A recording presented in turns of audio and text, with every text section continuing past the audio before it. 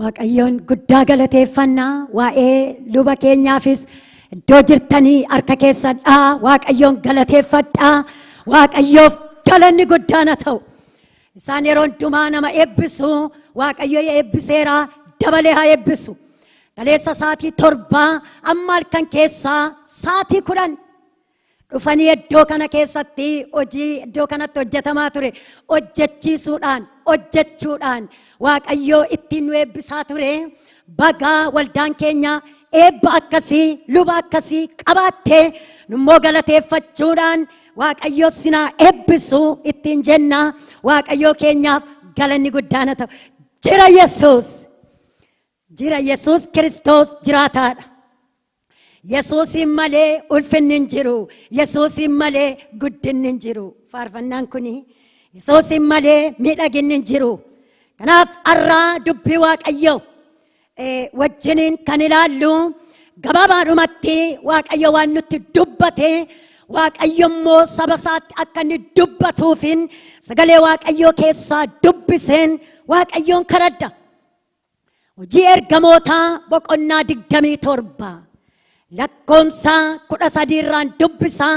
Otoon hin dubbisiin dura nagaa irraanfattee kan jedhu sammuu koo keessaa natti iyyafimasa. Amantoota qulqulloota lafa jirtanitti mana keessanitti qilleensarraa kan hordoftan nagaan Waaqayyoo Waaqa jiraataa isin qaqqabu. Nagaan Yesuus nurra jira. Arras hin jiraata. Darbees hin jiraata. Bara baraan hin jiraata. Yesuus Kiristoos ilma Waaqayyooti. Hallelujah. Dubbii Waaqayyoo keessaan dhaqee dubbisaa. Hojii ergamootaa boqonnaa 27 lakkoomsa 13 irraa dubbiseen har'a Waaqayyo kan inni laphee koo keessa kaa'ee laga rakkinaa keessatti Waaqayyoon amanadhu hin dabartaa kan jedhudha. Qilleensi labiinii gara mirgaatti qilleensa'uu jalqabnaan namoonni waan gochuu yaadan raawwachuu waan danda'an isaanitti fakkaate markaba isaanii hiikanii qarqara Qarxees galaanicha irraa adeemani. Baay'een utuu hin turin qilleensi boruu gara bitaatti jedhamu Qarxees irraa galaanichatti qilleensa'e. Qilleensichi markabicha rukkutee fuudhee adeeme. Markabichis qilleensicha qabuu hin dadhabe. Itti gadhiifamanii oolla. Ka'uudaa biyya bishaan keessa ishee xinnoo tokko da'anii ittiin rakkina bidiruu isaa markaba keenyatti hidhame harkifnee turre jedhee itti fufa.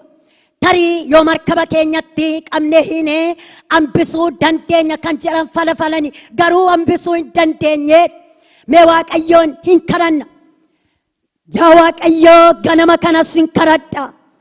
Qulqulloonni sabni kee fuula kee isa qulqulluu arguudhaaf iddoo kanaa mana jiranii lafa jiranii si dhaggeeffachuudhaaf si kadhataa jiru. Maqaa Gooftaa Yesuusiin harki kee nu gidduutti haa diriiru. Qilleensa kanarraa sagalee kana loluudhaaf ergamaan Daabiloos hojiin Beelzebuul iddoo jirtu socho'uudhaaf kan adeemtu ani sinidhaa maqaa Yesuusiin hidhama. Galaana keessaa afaan kee kan bantu qilleensarraa xiyya kan darbattu lafa kanarraa garaadhaan kan siqtu maqaa Yesuusiin waraanami yeroo kana hafuurri kee nu gidduutti haa roobu. Ergaan wangeelaa nu bira haa ga'u. Hafuurri kee nutti dubbatu jalqabaa hamma xumuraatti nu gargaari. Maqaa Kiristoos Yesuusiin ameen. Waaqayyoon guddaa galateeffannaa. Har'a waan Waaqayyoo sagalee na keessa kaa'ee hojii ergamootaa boqonnaa 27 amma 33tti kan jiru duwwaa gidduun deemee waa Waaqayyoo natti dubbadhe wajjiniin hirmanne. Laga rakkinaa keessatti Waaqayyoon amanadhu hin dabartaa kan jedhudha. Sagalee kana keessatti akkuma arginu waa'ee ergamaa Waaqayyoo Phaawulos hin argina. Loltoota yookaan ajajaa dhibbaa hin argina. Mootii isa biyya bushu hin argina. Namoota 276 kan ta'an kana keessa akka jiran in argina.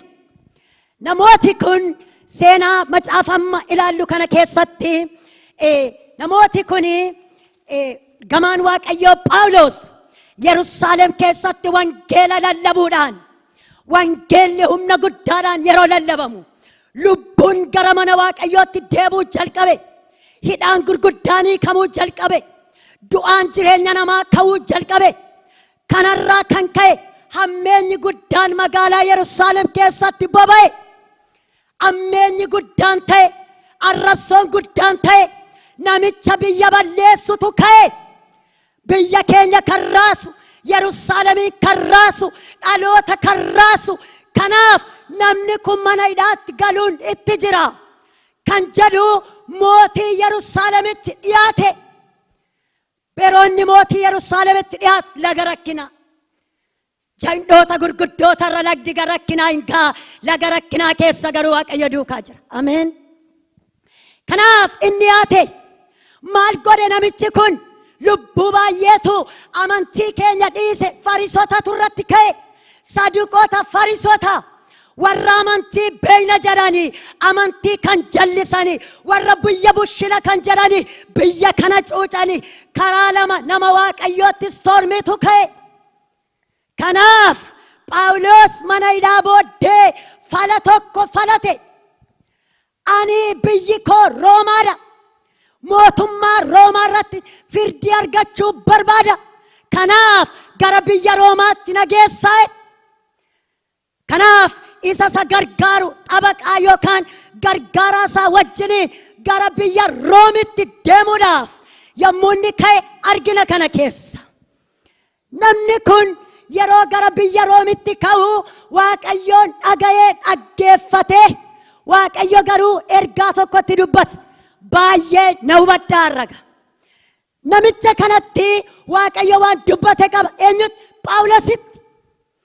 Namoota 276 wajjiniin hidhamuudhaaf gara Roomaa yeroo isaan deeman Room dhaquudhaaf markaba yaabbachuutu isa barbaachisa. Galaana irra deemanii Yerusaalemii Roomiin dhaqu. Makiinaa miti, arooppileeni miti yookaan miila miti. Markaba galaana irra deemuun dirqamadha. Yeroo kana keessa yeroo ga'u rakkoowwan gurguddaa, mudannoo gurguddaa, galaana rakkinaa achi keessatti Phaawulosiif namoota 276 mudate argina ga'a. Yoo nu mudateyyuu hin dabarraa hin liqinfamnu. Ameen. Amantiin kiristaanaa yookaan amantiin Pirotestaantii akka nama maraatoonii fiiguudha. Warri maraatoonii fiigan amma fiigicha isaanii fixanitti boolli jira, tulluun jira, wanti karaatti isaan qabu jira. Garuu amantiin keenya amantii akka warra maraatoonii fiigee kutee yeroo darbu wanta badhaasa qabu fudhatuuti. Arras yoo lolamne hin moona. Waaqayyoon immoo saba isaa wajjin jira. Mudannoo deemsa Phaawulosiif namoota 276 rakkoowwan gurguddaa deemsa karaatti mudate argina. Deemsa jalqabaniiru gara firdiitti deemaa jiru. Achituun ga'ii ka firdii argachuuf otoo karaarra jiranii rakkoon karaarratti gurguddaa 4 mudate. Maaltu mudate? Tokkoffaan achuma keessa jira. Hojii ergamootaa boqonnaa 27 lakkoonsa 9 irra bubbee jabaadhaaf qorra jabaatu galaana irratti isaa mudate jedha. Markabichi qorrarraa kan ka'e adeemuu dadhabee karaatti danqaan isaa mudate. Phaawulos akkuma isin beektan otoo hin ka'iin karaa irratti rakkoon nu mudata. Hin deeminaa. Yeroon kun yeroo bonaa, yeroo gannaati, yeroo bokkaa roobudha, yeroo dhiphinni jirudha, yeroo gidiraan jirudha. Markaba hin oofinaa. Waaqayyo natti dubbateeraa jedhe. Rakkoon hin mudatiin Waaqayyo Phaawulositti dubbatee ture. Gaafa inni dhaqee ajajaa dhibbaatti Waaqayyo natti dubbateera hin deeminaa jedheedha. Ati sobduudhaa dee.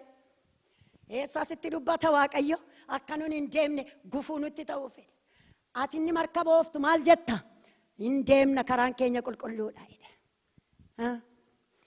Inni abbaa markaba qabeenya atoo maal jetta? Karaan keenya qulqulluudha hin deemne. Waaqayyo garuu rakkinatu jira. Rakkinni kun amma inni darbutti tura. Hin deemina kan jedhu Phaawulositti dubbateera. Phaawulos garuu yeroo inni itti dubbatu isaan hin nageenye. Gochuun kan isaan malu garuu waan godhu sababii hin qabneef Waaqayyoon dhagaa duukuma deema. Sababii isaa mirga hin qabu ka.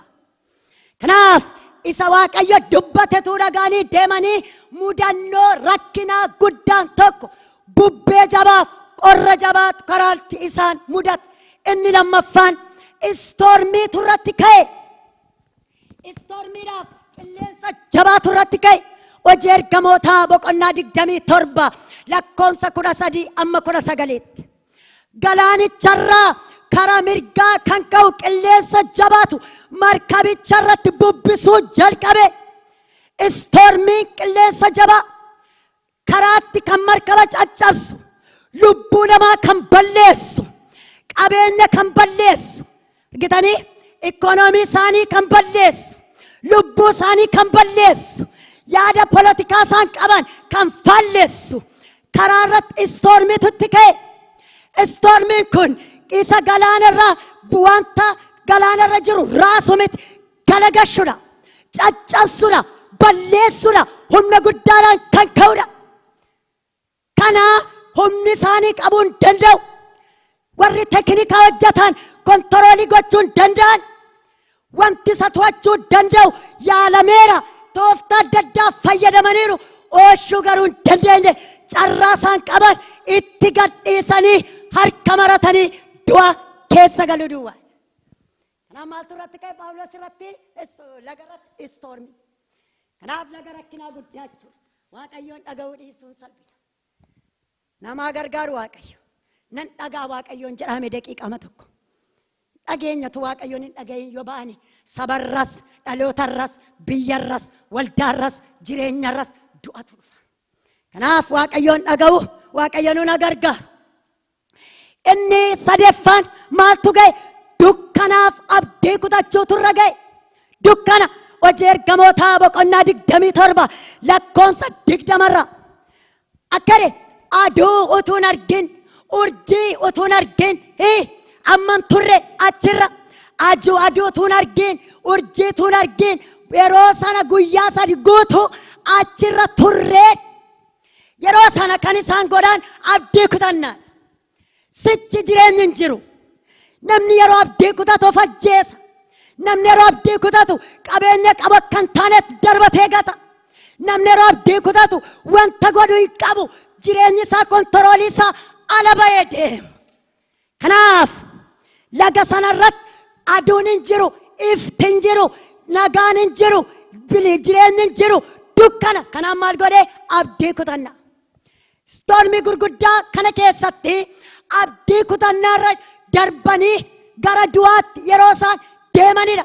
Dukkanaaf abdii kutanna. Inni sadeeffaan gara dhimmaan keenyaatti tun galiin kan isaanii argina. Gara appilikeeshinii keenyatti tun galiin waan arra Waaqayyo nutti dubbatu keessatti of ilaaluu nutti jira. Kanaaf laga sana keessatti yeroo sana dukkana duwwaa argu, ifti hin jiru, ifa argachuu hin danda'an. Maali kun?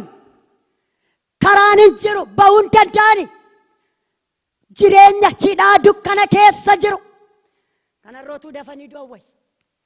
Maali dhiphinni akkasi? Waaqayyo namaa gargaara.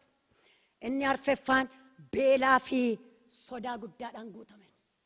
Beela. Inni arfeffaan laga sana deemsa isaanii irratti beelli guddaan, sodaan guddaan isaan mudate. Ergamootaa boqonnaa 27 lakkoofsa 29 amma 33 argina. Maaltu mudate? Beela guddaatu mudate. Akkasii otoo nyaata nyaatiin arra guyyaa 14 turtaniitu. Otoo bishaan hin dhugin, otoo nyaata nyaatiin Phaawulos abdii sababii qabuuf nyaata nyaatee dhuga turachi keessa. Bishaanis hin dhugaa, nyaatas hin nyaataa, irriba sin rafa. Maaliif? Waaqayyo irraa dhaga'eera. Markabittiin hin caccabde. Iddoon isheen dhibama. Sinoo namni tokkoyyuu sin gidduudha hinduu kan jedhu Phaawulos dhaga'eera. inni gurra Phaawulos banee Waaqayyo sababiitti dubbateef yeroo isaan beelaan nyaatee dhuga ture, yeroo isaan dheebotaan bishaan dhuga ture, quufee gammadee Waaqayyo irratti of gatee galaana walakkaa ciisa ture.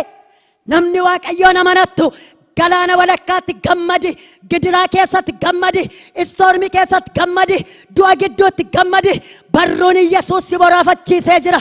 Duuni jireenyatti hin gaddarama. Haaleluyyaa. Kanaaf namoonni 276 yeroo isaan agabuu turan Phaawulos achi keessaa ergaa fudhatee ka'e. Jaranana dhagaa namni sin gidduudhaa du'u hin jiru. Waaqayyo waan inni machaan akkas jedha. Markabittiin hin caccabdi, qabeenyi keessan hin daakama, tokkoyyuu hin argattani. Nama tokkoon keenya garuu nu gidduudha hin du'u, hundumtuu galaana gamatti hin dabarra. Haaleluyyaa. Namooti Waaqayyoon hin dhageenye yoo jiraataniyyuu namni Waaqayyoon dhaga'u doonii ta'ee saba isaa hin dabarsa.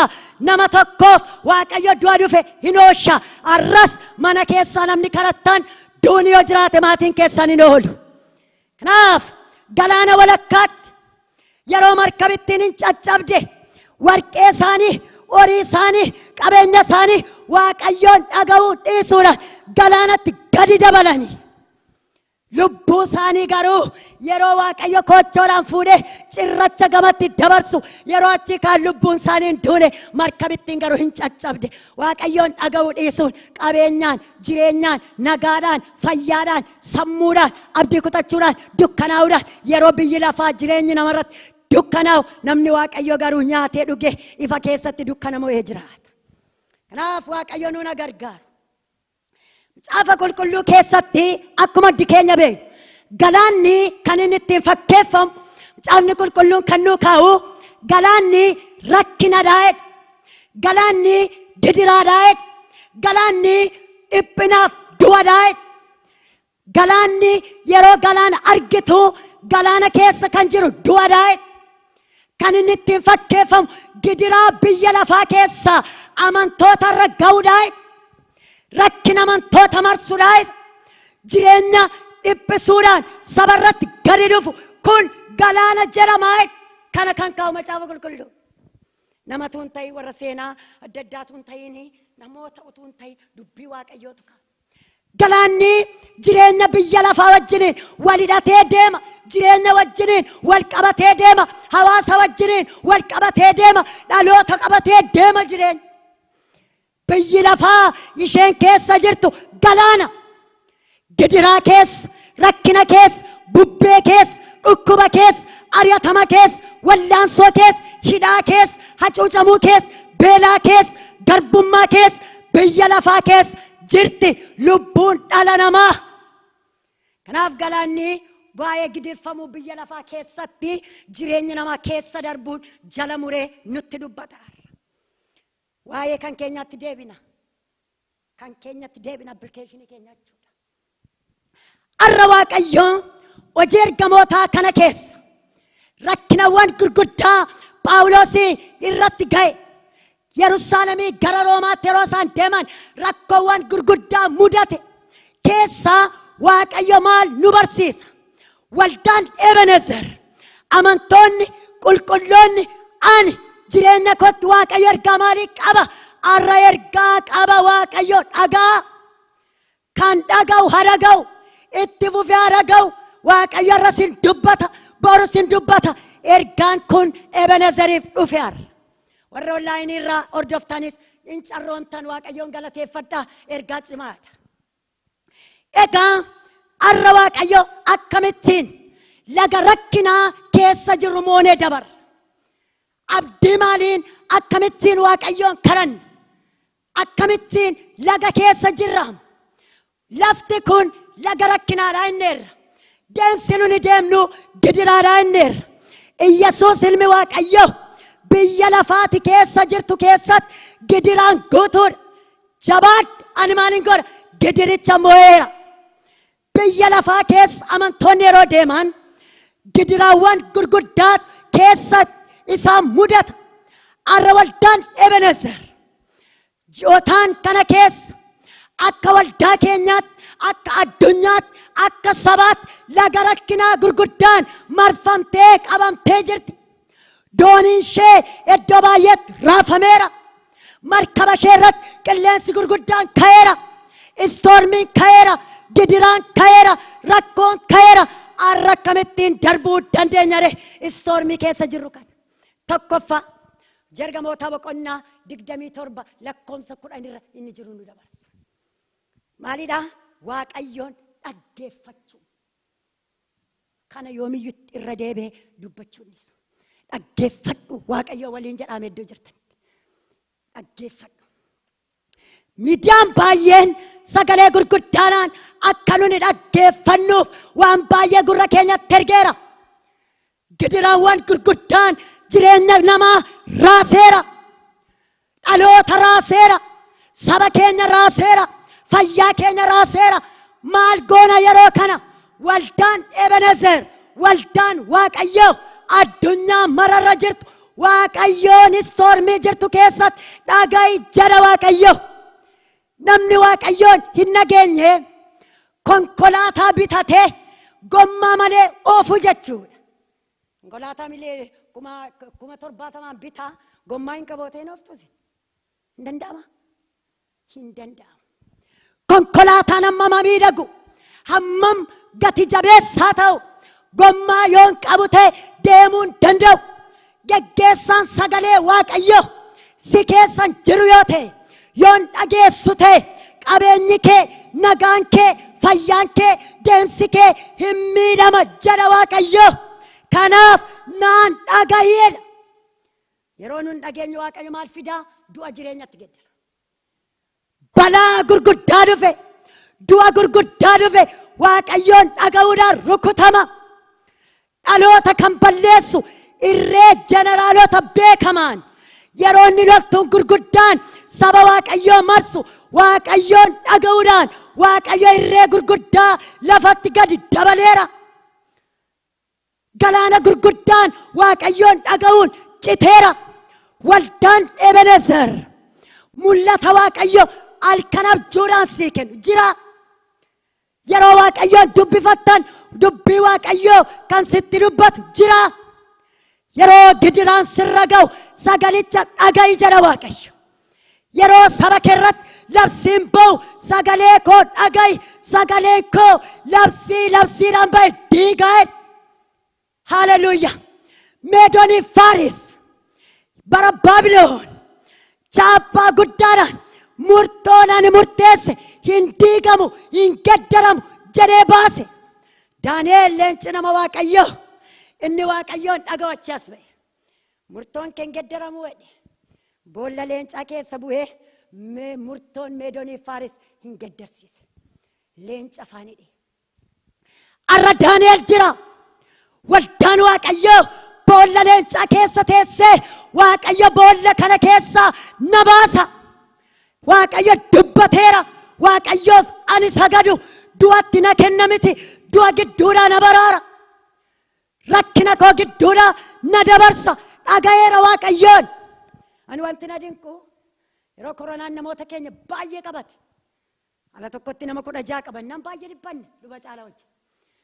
Luba caalaadhaan namni tokko koronaadhaan hin du'u kan jedhu hin dhageenyaatiin jedhe. Tokkiteen namaa du'ee waldaa Ebenezer keessaa owwaala dhaqanna kan jedhu dhageessee taan jedhe. Hin dhageenyaan.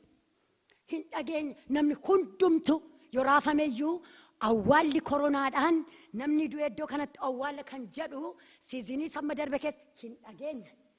Hamma irraattis hin dhageenya. Yoo natti dubbate immoo sinitti himu.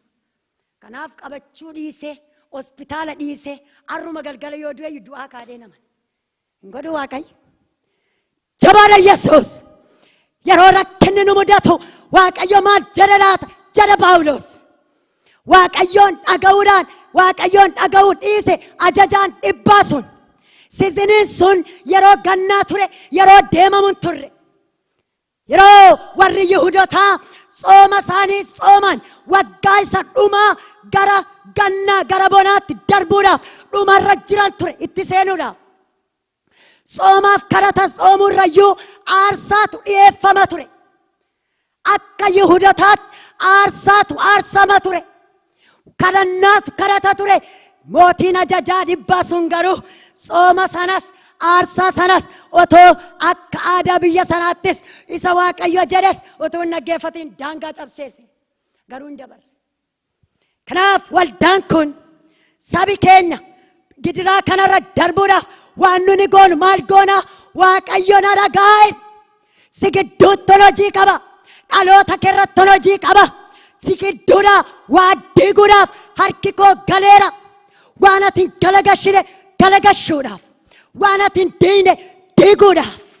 Waan ati biraan dabarre si dabarsuudhaaf. Waan si hidhee jire funca sirraa kutuudhaaf. Waan garba si godhe sirraa galagashuudhaaf. Mana hidhaati keessa jirtu daangaa isaa cabsuudhaaf. Arras boruus kakuun koo sirra jira. Kakuun koo daangaa si daangessee jiru diigee darba. Na dhaga'i jedha Waaqayyo Waaqni maccaan. Haleluuyaa. Mee walitti galagala Yesuus daangaati isa si daangesse cabsee darba jedhame. Cabsaareen daaga. Dhugaa Waaqayyo. Mana hidhaa Yesuusin danda'u eenyutu jira? Katti naa caccabseeru naaf Waaqayyo. Keessumaa 2020 barri kun baruma kooti. Waggaa amma kana waan afuriin itti dhibba darfanuu 2020 torban kana keessa sadhumaa raawwate. Ameen. Jira Yesuus. Daangaa gurguddaa afur ture. Duunis tureera hin dandeenye. Mana baanii ijooruun dhufeera. Amma garuu kan biraa dhugabamsa kan biraayyuu qabne rooxinnoo booddee. Rooxinnoo booddee waan qabannaas baanu qabna. Achi as ba'uudhaaf kan nu keessaa mucaa haaraa Waaqayyo nuu kennee galateeffannu qabna. Kanaaf galanni isaa kan Waaqayyooti. Kanaaf kan jireenyi keenya deemee galmaan ga'uudhaaf dhaloonni deemanii qajeelfamaan Waaqayyo wajjiniin kaachoo isaanii raawwachuudhaaf Waaqayyoon dhaloonni dhaga'u dhaloota jiraatudha. Dhaloota moo'ee darbudha. Dhalli Waaqayyoon dhaga'u baroota keessatti badeen beeku. Waaqayyoon dhagaa. Kanaaf Waaqayyoon dhaga'u. Inni lammaffaan sodaa dhiifnee ol gara Waaqayyoo ilaalu. Ol gara Waaqayyoo. Kam dinqiidha Waaqayyo. Seera keessa deebii boqonnaa 20 lakkoofsa 1 irraa akkas jedha. Waaqayyo gooftaan keenya biyya Gibxii keessa ol si baasee si wajjiniin waan jiruuf fardeen konkolaatota kan kee caalan yeroo argitu hin sodaatin. Haleluuyaa. Diinota kee kan sii lolu Waaqayyo gooftaa maccaatii jedha. Seera keessa deebii boqonnaa 20 lakkoofsa 1 irraa maal jedha? Fardeen konkolaatota jajjaboo kan kee caalan yeroo argitu hin sodaatin. Waaqayyoon biyya Gibxii keessaa si baasee arras humnoota jajjabaa isa sirraa galana nyaachisuudha. Kan sii lolu Waaqayyo gooftaa maccaatii jedha. Lolli keenya lola dhaabatu miti. Galaanni diimaan citee yeroo isaan naqanii lafa onaa gaan galaanni danqeera, galaana dabarseera. Lafti onaa dhufeera, lafti onaa mannaa ta'eera. Itti dabarsee Yordaanos jira, Iyyaarkoon jira, ittuma fufeera.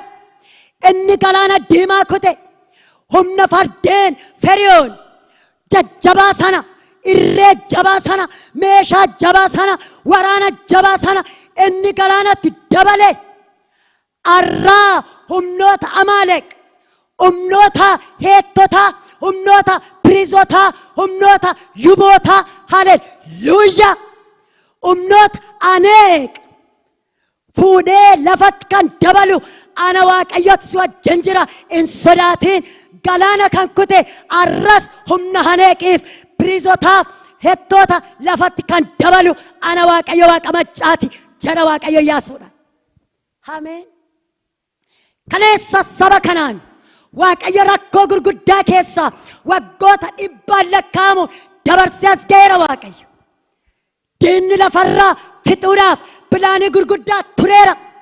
Mannidhaa tureera. Ajjeechaan tureera. Dhiphinni tureera. Dhukkubni tureera. Laga barahaa meeqa keessa Waaqayyo saba kana kutee waldaa Benezerii walitti qabeera. Karaa irratti gidiraa baay'ee sirra ture. Bofaan hidhamuu, dhukkubaan, hidhamuudhaan, ari'atamuudhaan, iyyumaan acuuccaan sobaan sirratti dhugaa ba'uudhaan jireenya nama baay'eetu gidiraa keessa darbee as ga'eera. Barri gidiraa sun Waaqayyoon dabarteetta. Arroo kan si dabarsu Waaqayyo sakaleessa si dabarse. Arras waldaa koo kan dabarsu Waaqayyo gooftaa maccaati. Haleluuyaa. Ganama kana labsii guddaan qaba. Sodaaf gidiraa lakkinaa keessa kan jirtan. Dhalli kee dhukkubsatee, firri kee mana hidhaatti galee, dhukkubni si qabee mana kee keessa. Gaa'elli diigamee gaa'ela kee gidduudha. Mucaa keerraa danqaan dhufee abdii kan kutatte gara Waaqayyoo ilaali hin sodaatin. Diinonni kee mana kee ba'uuf jiru. Dhala kee gadhiisuuf jiru. Waldaa kee gadhiisuuf jiru. Saba kee gadhiisuuf jiru. Kan lolu garuu Waaqayyo gooftaa maccaati. Haleluuyaa. Jira Yesuus. Namicha jagna tokkotu jira. Yeroo baay'ee yeroon fakkeenyaan fudhadhu baay'eedhumaan gammada. Har'a garuu hin baay'isu. Tokkomti yookaan lama. Namni kun nama baay'ee jagnadha. Namuma jagnatu sodaataa ta'e. Maaliif sodaataa ta'e? Mootummaa biyya bulchutu ganama sida, galgala sida. Namicha iskuulii barsiisa. Ijoolleen isaa yeroo dhalatan ijoollee korraa nan du'aa deema sodaata. Gaaf tokko mana barumsaatti rakkinni guddaan ka'e. Gaafa ka'uu qabaniif geessan. Mucaan dhaabatee laalee rakkinni keenya amma yoomitti itti fufaa jedhe. Abbaan koo yeroo hundumaa hiriyoota koo gidduutti hin salphata yoo ta'e, hin reebama yoo ta'e, hin kabalama yoo ta'e. Akkuma isaa dhiirri dhufee lafatti gad darbatee kakkabalaa utuu inni barsiisuu fuudhee mana hidhaatti gasha yoo ta'e. Hamma yoomitti itti fufaa jedhe. Jenna mucaa kootti waa dubbadhu naa eeyyamtu. Takka waa dubbadhu carraan qabdoodha. Lakkii carraa naa kenne. Lakkii bara sana hin irraanfadhu. Bara sana hin irraanfadhu. Maqaa namaatuun hin eeyyamsiisiin hin dha'oodheen malee utuun dha'e obboleessa isaaniitu arra biyya kana jira. Utuun dha'e natti tola garuu yeroo maqaa namaa dha'u jalqaban eeyyamsiisan. Boor maqaa keen dubbadha tole naa jettaa ergan jedheen maqaa namaadha. Baddee nami kun mucaa kootti waa himadha na dhiisaa jedhe. Hamma immoo kan caalu. Ati warra lagatti biddeena geessitudha. Siitu rakkoo kana fide. Mucaa isaa biratti funyaan isaa keessaa dhiiga dhangalaasuu jalqaban. Kanas carraan qabu jedhe. Anaan illee carraana dhowwattanii jedhe. Anaaf isin yeroo wajjin deemnu garuu anillee carraan mucaa koo deebi'ee argadhu nan argadhaa jedhe. Isin garuu carraa mucaa keessan deebitanii argattan hin qabaattanii jedhe. Raajiin namicha kanatti ergaa dubbatame miti. Waaqayyotu bantii Waaqayyoorra waan inni dubbatu saba sana gidduutti argisiisuuf afaansaa keessa qabu. Namni akkas godhee baay'ee gidirsaa Ayisuusiitti hidhanii lafa hidhaa sana deemsisuudhaaf fuudhanii deeman. Lafti sun lafa Geendoo jedhamu magaalaa giddaatti geessu ture. Boddee nama kana reebaa kakkabalaa deemsisan. Lagdi Geendoo namoonni Geendoon beektan. Geendoo gidduu lagittiin tokko jirti. Akkas yeroo marfatan baay'ee hamtuudha. Namichichi dhiiga dhangalaasuusaa, kabaluusaa, hacuucuusaa beeka malee Geendoof gidda gidduu kan jiru garuu hin beeku. Kan jiru garuu isan wajjin jiru Waaqayyo Waaqa maccaati. Ameen. Baddeen deessise laga sanarraa sintuu kanatu haasa'u otoo dubbatu lagittiirra marfadha yeroo jedhu Ayisuusiin harkaa baatee namicha maskootiin cabee gama ba'e warra baatan arfan isaanii garuu lagichatti hin du'ani. Namicharra lubbuudhaan jira warri geessan garuu arfan isaanii hin du'ani. Arra jiraachuu keenya Waaqatu beeka. Inni si balleessuuf, si sodaachisu, si doorsisu duuf jira. Ati garuu hin jiraatta. Kanaaf sodaa malee gara Waaqayyoo ilaalanii Waaqayyoon kadhachuun jireenya namaaf deebii qaba. Har'a namichichi lubbuudhaan jira. Nama lubbuudhaan ijoollee isaarra taa'ee wayyaaninis hin kufte. Mana isaattis hin galee. Har'a mana isaa keessa jira. Haa madaa'uyyuu, haa shosholloquyyuu madaan isaa iyyuu hin jiru. Inni har'a lubbuudhaan ijoollee isaan guddisa. Warri kaan garuu Ayisuusiin haasofan harkaa baatee Geendoof gidda gidduutti fudhattee galte. Wanta nu sodaachisu dhiifnee wanta nu yaaddessu keessaa doonii yaaddoo keessaa baa galgala kana markaba yaaddoo keessaa baasi jireenya kee lafa dhiphina kee keessatti of dhiphisaa jirtu mana hidhaa dhiphinaa kana keessaa baasi hafuura kee baasi nagaa kee baasi deemsa kee gara Waaqayyoo ilaali isa dhiphina kee gidiraa kee gaddaruu danda'u arranni gama kee inni sii lolu maqaansaa Waaqayyoodha. Arra rakkina keessa kan jirtan hunduma keessaniif gara Waaqayyoo ilaala. Waan si sodaachisu iddoo dhaabaduuf jira. Siif Waaqayyo garuu lola keetti darbeera. Kanaaf maal nuun jedha Waaqayyo? Sodaa dhiisi gara koo ilaali jedha. Sodaan jagna akka taanu barbaada Waaqayyo. Na tokko tokko Waaqayyo akka inni jagna barbaadu yeroo hundumaa du'a keessatti nama cimee dhaabatu, gidiraa keessatti nama cimee dhaabatu, achi keessaa ba'uudhaaf immoo sodaarraa namni falafalatu takka ba'een beeku. Tuma falafalatu achi keessa dhaabatanii Waaqayyoon eeguun garuu deebii guddaa qaba. Sadaffaa waan darburraa ija keenya kaafnee gara Waaqayyootti laphee keenya deebisuudhaan laga rakkinaa keessaa ba'uudhaaf, darbuudhaaf, mo'achuudhaaf wanta darbu biyyi lafaa darbuudhaaf jetti. Koronaa vaayirasiin barumsa gurguddaa nuu kenneera. Dhaloota gurguddoota qabeenya qaban hiyyeessa guddaadha tun jedhiin mana hidhaatti gasheera. Mana cufee jechuudha. Qabeenyaan, beekumsaan, biyyaan dhaloonni baraaramuun dadhabameera. Kanaaf wanta lafa kanarraa darburraa yaada keessan deebisaadha Waaqayyo. Yaanni namaa waggootaaf qabeenya darbutti hidhameera. Waaqayyoon dhiisee jireenyarra darbuuf jireenyi isaa daangeffameera. Isa bara baraan jiraatu arguu dadhabuudhaan Waaqayyo waan lafarratti darburraa hafuura kee, jireenya kee, yaada kee deebisi. Hafuura koo keessa gashi. Ana Waaqayyotu akkas jedha Qorontos boqonnaa 5 lakkoomsa 17 akkas jedha. Namni kan Kiristoos ta'ee uumama haaraadhaan yeroo Kiristoos namni kan Kiristoos ta'ee yeroo Kiristoos deebi'ee dhufu uumama haaraa ta'ee deebi'ee kaa'e. Ameen. Kanaaf jireenyi Kiristoos wajjin jiraatu du'aa fakkaata. Afaan hin qabu. Yeroo dubbachuuf jedhu kan isa daangessu haala isaatu isa daangessa. Du'aa fakkaata. Du'aa yoo fakkaate hafuurri si keessa jiru garuu isa du'aa kaasudha. Haleluuyaa. Hafuurri si keessa jiru waan dukkanaa'e keessa kan jirtu fakkaate inni si keessa jiru isa dukkaneeffatu gaddarudha.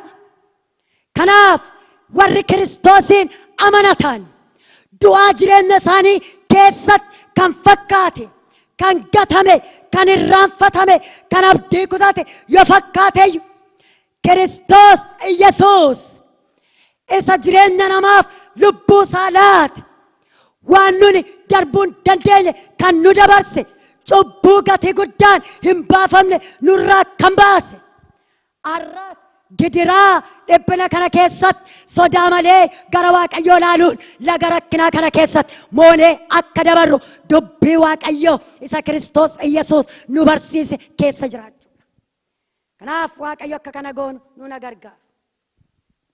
Waaqayyoon akka kana goonu nu na gargaaru. Gaafa tokko namoota cirrachaaf ashabootu lola guddaa wal qabate. Ganama kaanii wal loluu jalqaban. Cirrachi akkas jette lakkiin an loli yoo na fakkaatteyyuu nama hin dandeessu. Ashaboon immoo lafan dhaqee hin moone amma ammaatti hin jiru. Ati lafa tokkitee moote kottumee waama dhaadattuun dhaadatii wal lollaa itti. Tuma wal lolanii jaarsa araaraa tokko fidatan. Jaarsa araaraa tokko dhaqanii fidatan. Boddeen ashaboon miti cirracha abshaala ya ashaboot hin gowwoomtaatti mekoot yeroo wal lollu dafqineerraa rakkanneerraa gidirreerraa meekoottu utuu jaarsi kun nun araarsiin laga kana buunee dhiqannee baanaa. Boddee namichichi yaadi ashaboo kana gaarii natti fakkaataa. Lafan dhaqee hin moo'inoo hin jiru jetteetta. Mimmoo mitakka galaanuma kana dhaqaatii dhiqadhaa baa wal lolaa. Amma sitti as taa'in sin eegale. Boddee warra taanii ilaalan guurrataniiru. Amma gamamoe taanii harka rukkutuuf eegaa jiru.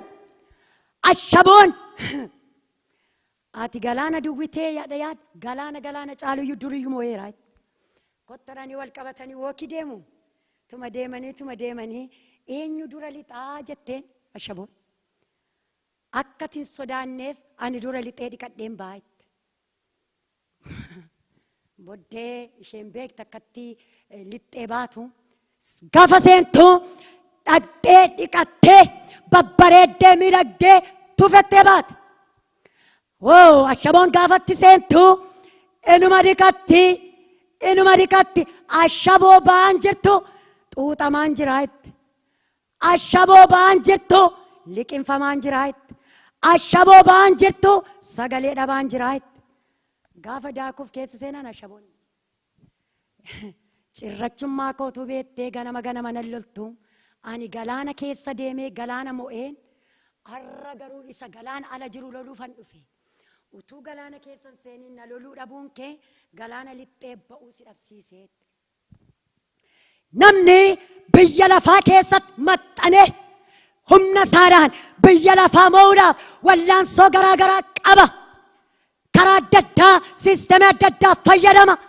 Qabeenyaan, teknooloojiidhaan, yaadaan, walga'iidhaan mo'achuudhaaf wallaansoo gurguddaa qaba. Waaqayyo har'a garuu waan itti dubbata. Biyya lafaa si gidirsu keessaa hafuura kee baasi buteeti. Isa garba si godhe keessaa ofii kee baasi. Wallaansoo isaa dhiisi. Anasa siimoo'etti dabarsii kenni. Isa dadhabde kan siimoo'u ana duwwaadha. Ofii kee bayi gidduudha. Isa fakkeessitee jiraattuun hin nyaatamta malee hin mootu. Hin fakkeessiin gama koo dhaabadhu nassi moosisa nuun jedharra Waaqayyo. Fakkeessuun nama nyaachisa argitanii. Ashabooniif cirrachi wal fakkaatti. Garuu hojiin isaanii tokko miti. Dubbii Waaqayyoo keessa yeroo jirru galaana rakkinaa keessa Waaqayyoon amanannee kan baanu biyya lafaa keessaa amala keessaa qabnu butaa baasaa. Omaa miti. Waaqayyo maal jedha sodaachuudha Waaqayyoon. Omaa miti arroo omaa miti. Mana akkasii yoon naqe odoo akkasii yoon odeesse jecha akkasii yoon godhe waan akkasii yoon butadde kanarra yoon naqe inni biyya lafaati kan kee miti kan keenya gara Waaqayyoo taanee deemsa keenyaan hafuura keenyaan yaada keenyaan sammuu keenyaan jireenya keenyaan Kiristoosittiin yoo deemne Waaqayyo baroota dhiphinaa akka nuti moonee dabarru hafuura qulqulluun nurratti dhangalaasa. Hafuurri qulqulluun nurratti dhangala'u. Kanaaf karaa deemnu hundumaatti Waaqayyoon amanachuu isaa dhumaa dubbadheen gara kadhannaatti fida. Nuuna gargaaru Waaqayyo. Mee arraa lagawwan rakkinaa gurguddaa keessa jirtan lakkaa arra gara Waaqayyootti finne laga gurguddaa kana Waaqayyo akka inni nurraa kutuuf Waaqayyootti himannaar. Nana mana Waaqayyoon waan barootaaf iddoo qabatee taa'e Waaqayyo waatti istoormiitti raasaa jira. Istoormiin irratti ka'ee jira. Inni galaanarraa markaba Phaawulos caccabse. Lubbuu namootaa garuu akka hin duune Waaqayyo Phaawulositti dubbatee lubbuu namaa baraare. Arra jireenya keenyarraa hafuura keenyarraa akka istoormii kan irratti ka'e qabamuu kan dide iddoo gadhiisuu kan dide sagaleen ba'eera Waaqayyo irraa. Ani Waaqayyo humna qabudha. Dhangalaanaa abdii keerra taa'e. Dhangalaanaa biyya keerra taa'e. Dhangalaanaa addunyaa kanarraa raasaa jiru kun sin danda'u. Ati keessa hin baddu. Dooniin kee yoo caccabde ani Waaqayyo sin dabarsa. Waan nuni of harkaa qabnu qabeenya kan fakkaatu biyyittii nuni keessa jiraanne caccabdee yoo waan hin jirre fakkaatte namni Kiristoosiin qabu garuu hin badu. Hin amantuu sin kana. Har'aa abdiin qabu kan jedheef abdii qaba. Abdiin jira. Inni shanaffaan jireenya gooftaa gammachiisu jiraannee darbuudha. Phaawulos kan nama dhibu Waaqayyoon erga Kiristoosiin amane erga Kiristoos jireenya isaa gaddare nama baay'ee beekaa barataa yoo ta'e isa Waaqayyo irraa barateef abboomama ture. Jireenyi isaa Waaqayyoon gammachiisa. Waan Waaqayyo jedhu dhaga'ee gaggeeffama. Foon isaadhaaf of hin kennine. Ani foon koo isa utaalu nyag godheen qabaa hin utaala jechuudha. Maaliif Waaqayyoon gammachiisee darbuudhaaf. Qolaasiyaas boqonnaa 3 lakkoomsa 3-4tti akkas jedha. Kiristoos inni jireenya nuuf ta'ee yommuu mul'atu isinis immoo isa wajjiniin ulfinaan mul'achuudhaaf jettu. Ameen. Yeroo Kiristoosiif jiraattan waan salphina keessatti salphinni sin mudatee achi keessatti salphattan fakkaata. Garuu akkas jedha gamaan Waaqayyoo Phaawulos warra Qolaasiyaasiin. Yeroo Kiristoos Yesuus deebi'ee dhufu isinis deebitanii ulfinaan salphinaa gara ulfinaatti mul'achuudhaaf jirtu. Gooftaatu gammachiiftu. Jireenyi kee istoormiidhaan kan guute, qilleensaan kan marfamte, rakkinaan kan guute, hacuucaan kan sirra jiru. Jireenya Waaqayyoon gammachiisu yoo jiraatte Waaqayyo garuu jireenya kee lafati jirtu kaasee seenaa kee iddootti jirtutti hin geddera. Jireenya Waaqayyoon gammachiisu. Jireenya Iyyoob irraa waan baay'ee barachuu dandeenya. Iyyoobii Waaqayyotu Iyyoobiif dhugaa ba'a. Maal jedhee namni akka isaa gaariidhaaf qajeelaan hin jiru. Iyyoob boqonnaa 1 lakkoomsa 8 irra. Nama kanatti garuu duuni dhufeera duuni hin dandeenye. Iyyumni dhufeera iyyumni hin dandeenye. Wallaansoon namarraa dhufeera hin dandeenye. Maaliif? Fedhisaa fedha Waaqayyoo wajjin, yaadisaa yaada Waaqayyoo wajjin wal keessa sababii jiruuf Waaqayyo irraa garaa gara deebisuuf seexanni gidduu galee ture. Seexanni itti ergee ture. Seexanni dhibbisee ture. Garuu yoo achuma dhaabatee Waaqayyoon eega ture. Du'arraa jireenyi dhufe, salphinarraa ulfinni dhufe, iyyumarraa qabeenyi dhufe, ari'atamuurraa kabajamuun dhufe. Haleluuyaa! Jireenyi Waaqayyoon gammachiisu achuma dhaabatee hiyyeessa keessaa soorumatti, du'a keessaa jireenyatti, ariisaa keessaa ulfinatti, salphina keessaa moo'ichatti kan isaan fiduu jireenya Waaqayyoon gammachiisu jiraatanii darbuudha. Yoseefin ilaala. Iddoo mijataa keessatti waan isaa fedhasaaf ta'u haala mijeessitee yeroo ati mana Phoxifaaraa jireenya isaa balleessuudhaaf jireenya inni Waaqayyoon gammachiisurraa foonsaa gammachiisu haala mijeessitu innoonatti hin kennamne. Waaqayyoon ani hin eeyyamne. Fedha Waaqayyoos miti. Yaada Waaqayyoo miti. Ani ofii koo itti of hin kennu. Kun isa Waaqayyoon gaddisiisudha. Haala mijataa qaba. Tokko seexanni haala mijeessee maaltu si rakkise kottu itti bashannanii. Maaltu si rakkise enjooyi godhi. Maaltu si rakkise badaddanaa nama loliidha. Maaltu si rakkise qabeenya siin saamiidha. Maaltu si rakkise dhaqee akkuma akka isaattis waama tokko goggodhii darbe hin godhina. Waaqayyo jireenya akkasiirraa dhimma qaba miti. Jireenya Waaqayyoon gammachiisu. Yeroo inni lafa dhokataa sanatti wayyaa isaatti kennee wanta isa fedhu fedhasaa qabatee yeroo inni gara Waaqayyootti maxxanu. Har'a bara beelaa yeroo beelli biyya lafaa rakkisu saba isaa rakkisu Waaqayyo karaa isaa karaa inni qofatti gaddare lafa dhoksaa namni hin arginetti Waaqayyoon kan gammachiisu hojjetee bara beelaa Waaqayyo quufa isaan fide.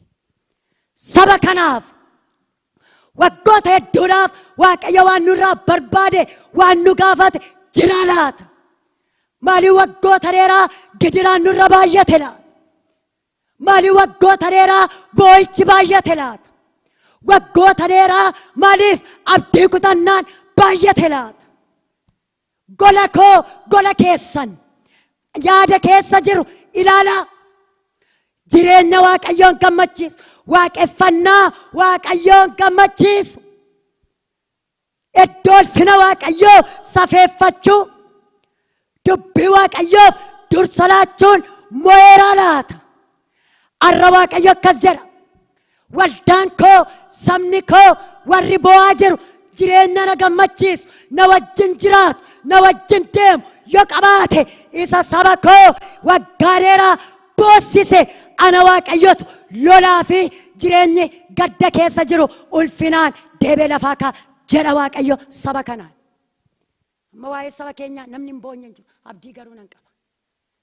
Abdii guutuun qaba. Yeroo waaqayyo ulfina guddaa fidee lafaa kaasee tulluurra kaa'u arguuf jirra. Garuu nun maal goonaa? Jireenya waaqayyoon ta'u jiraachuun nutti jira. Jireenya waaqayyoof ta'u. Kanaaf jireenyi biyya lafaa darbuudhaaf jetti. Yeroon ishee gabaabaadha. Haalli ishee gabaabaadha. Yeroo lafti kun biyyi lafaa hammaatu noo maal goona? Waaqayyotti siqaa deemuudha. Tariyarraa kana keessa teenye jireenyi koo otoo waaqayyoon gammachiisu dhiphinatu narra jira kan jettuuf ergaan qabaka. Iyyoob waaqayyoon gaddisiisee miti. Waaqayyo jireenya isaarraa dhimma qabayyuu rakkina keessatti ilaalaa jira. Rakkinni kee sin balleessu, rakkina booddee mo'ichatu jira jedha waaqayyo siin. Tarii nama boo'utu jira taarra. Waaqayyoof utuun soomu, waaqayyoon utuun kadhadhu hiikarabeera. Balbala korraa cufaatu jira. Mana koo keessaa rakkinatu jira. Hojii korraa danqaatu jira. Saba korraa gidiraatu jira. Waldaa korraa waraanatu jira kan jettuuf misraachoon qaba. Rakkina kana booddee ifatu dhufaa jira. Rakkina booddee mo'ichatu dhufaa jira. Rakkina booddee darbuutu jira. Rakkina booddee ulfinatu jira jedha waaqayyo waa'ee maccaan. Haleluuyaa. Tarii nama boo'utu jirachuudha irra mana taa'e. Afiisa ta'u manaasa ta'u nama boo'u jiraachuu.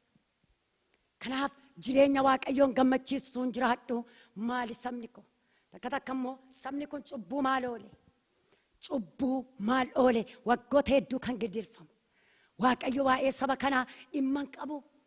Saba sakaanirra gadi godhee ilaale jennee ba'uu dandeenya. Waaqayyo nu gidduudha waan sirreessu qaba. Waan toora gashu qaba. Waan wal qixxeessu qaba. Waan haaressu qaba. Maaliif galaana sana keessa darbuudhaaf kan ittiin galaana keessa dabarru geggeeffama waaqayyo irraa qabaachuun nutti jira.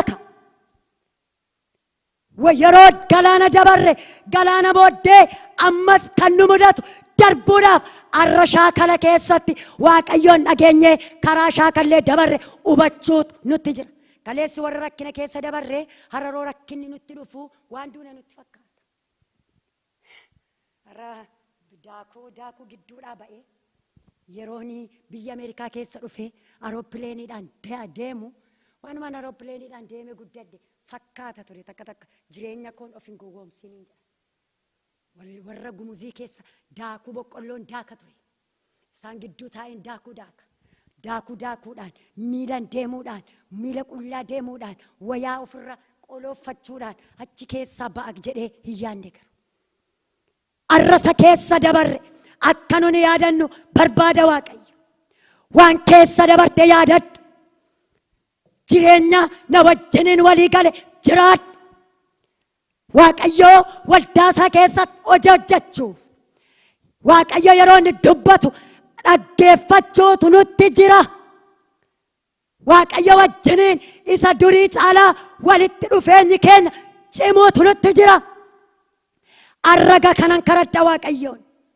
Si wajjiniin jiraannee dabarra ofitti nu maxxansi nu gargaarin jedha waaqayyo. Kun humna namaan ta'uu hin danda'u ayyaana waaqayyoodha yoo ta'e malee. Ayyaanni waaqayyo biraa namaaf dhufa. Ayyaanni waaqayyo saba isaa irratti akka inni dabalamuun waaqayyoon kadhadha. Gargaar humnaan miti. Ofii keenya waan gaarii goonee miti. Wanta dhugaadhuma waaqayyotti tolu goonee miti. Sekendiitti waan waaqayyoon gaddisiifnu baay'eetu jira. Ayyaana waaqayyo. Gargaarsa waaqayyo yeroo deebinee iddoo kanatti dhufnu ulfina haaraadhaan dhufuun nutti jira. nagaa guddaa baanne, simboo guddaa baanne, ayyaana guddaa baanne, nagaa walirratti dhangalaasaa, jaalala addaan, ulfina addaan, mo'icha addaan gara waldaa Waaqayyootti deemuun nutti jira. Kunoo jireenya Waaqayyo irraa mul'atu. Kunoo jireenya Waaqayyo keessaa argamaa jiru. Deemsaan, jireenyaan, dubbiidhaan, hafuuraan Waaqayyotu irraa mul'ata ka. Kan jedhu nurraa mul'achuun akka jiru nutti dubbata Waaqayyo. Sakaleessaarra dabalaa deemuun natti jira. Elementarii irraa iskuulii galuun natti jira. Iskuulii irraa kolleejjii galu. Achi immoo saayitaanatti galu. Isa nu barsiisa Waaqayyo jireenya keenya. Saba isaa hin jaallata. Kottaa ga'arraa Waaqayyoon kan kadhannu. Laga rakkinaa kam keessatti iyyuu ati harka keenya saba keenya qabi jenna. Warra dhukkubsatanii rakkina keessa, warra biyya keenya gidiraa keessa, asii kan namatti hin himanne gidiraa adda addaa keessa kan jiraniif Waaqayyoon kadhanna. Kanuma kadhanna, kanuma kadhadhaa Waaqayyo sagalee dhageenye nuuf eebbisu har'aa isuma irratti Waaqayyoon kadhadhee warra gidiraa keessa jiran Waaqayyo yaadadhu. Gidiraan kamiyyuu Yesuus Kiristoos saba isaarraa gidiraa kamiyyuu akka galagalchu. Dhukkubni, yaaddoon, nagaa dhabuun, qabeenya dhabuun, sabni gaaga'amee addanaa gidirfamuun keenya, dhala keenya diinni lolu waraana adda addaa keessa jiran baraari jenna Waaqayyo. Kanaaf Yesuus kottu jenna Waaqayyo. Daqiiqaa muraasatti fayyadamnee harki Kiristoos akka diriiruuf kadhanna. Yaa irree Waaqayyoo si barbaanna. Duumessa harka kee barbaanna. Yooti nu gidduu dhuftu ifa guddaatu dhufa, dukkanatu iddoo gadhiisa, gadi bu'i jenna Waaqayyoon. Yaa Waaqayyo harka kee diriirsi.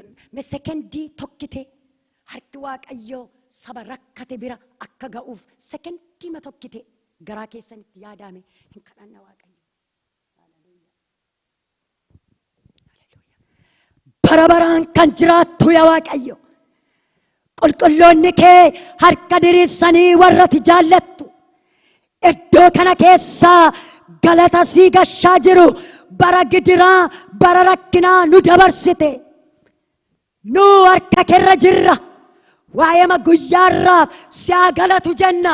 Bara baraan galatoomi Yesuus. Randoola bashara laba deeniyaa. Afuurri qulqulluun saba keerra jirta. Geggeessuu namna kee saba kee gidduu jira. Si haa galatu.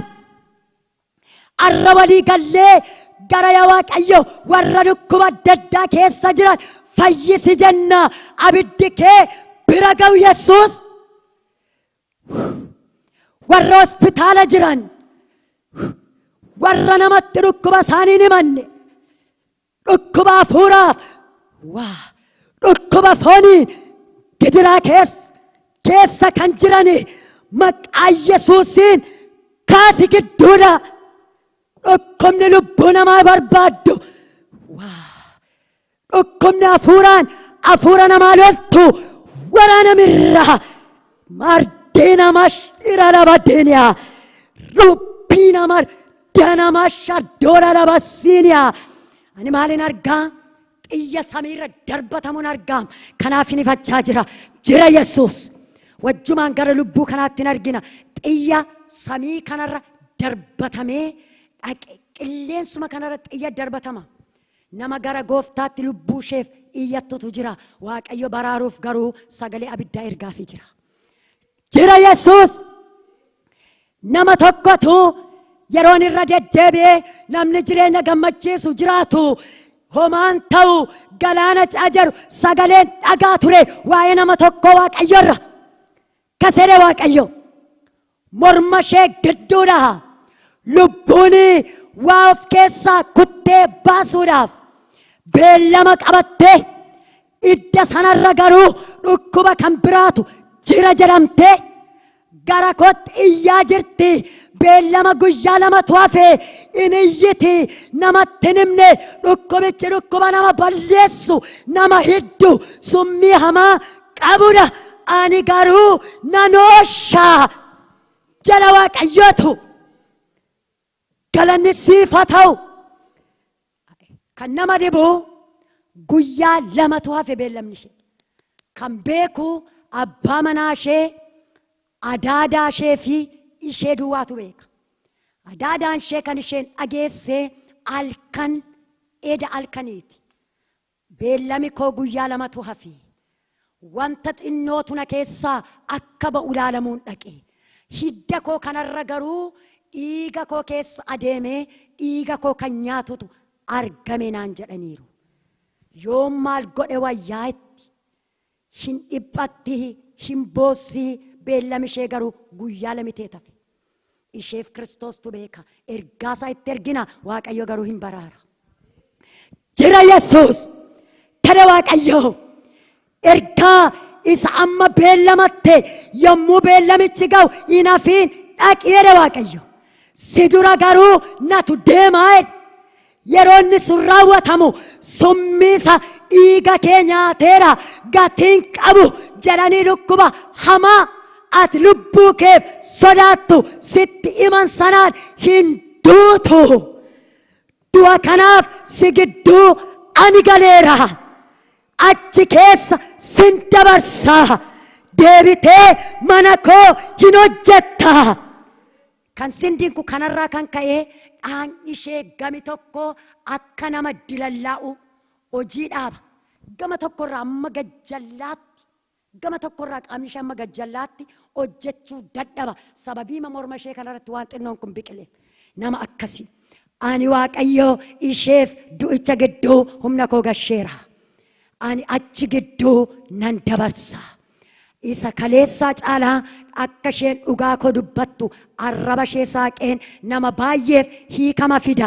Isa miti isa isheen duukaa jiraattu maatii isheen duukaa jiraattu gidduutti illee geddaraman fidaadhe Waaqayyo. Bara baraan moo Yesuus dhuguma waa'ee lubbuu kanaa galateeffannu Waaqayyoon. Man arginu mitiin arga Yesuus.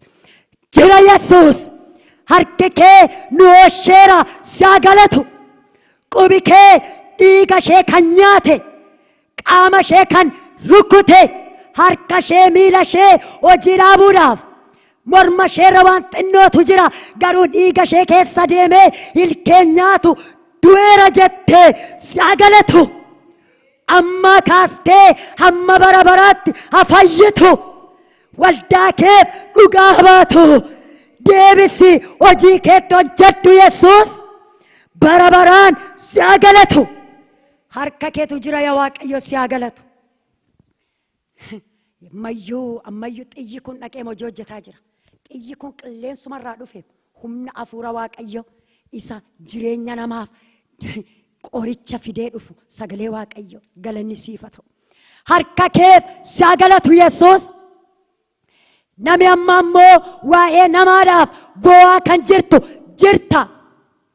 Waa'ee namaaf waa'ee lubbuu fira keetiif boo'aa jirta. Fira kee maaliiti? Haadha keedha malee. Jiraataadha Yesuus. Sitti fidadheera yaa Waaqayyo. Harka keetti fidadheera. Ati naa kakatteetta. Afaan keen kakattee nan gowwoomsitu. Waan amma argu garuu naa ta'uu dideera. Utuman jajjabeessu amma waan abdiin kutu ta'eera sitti ni madda na dhaga'i.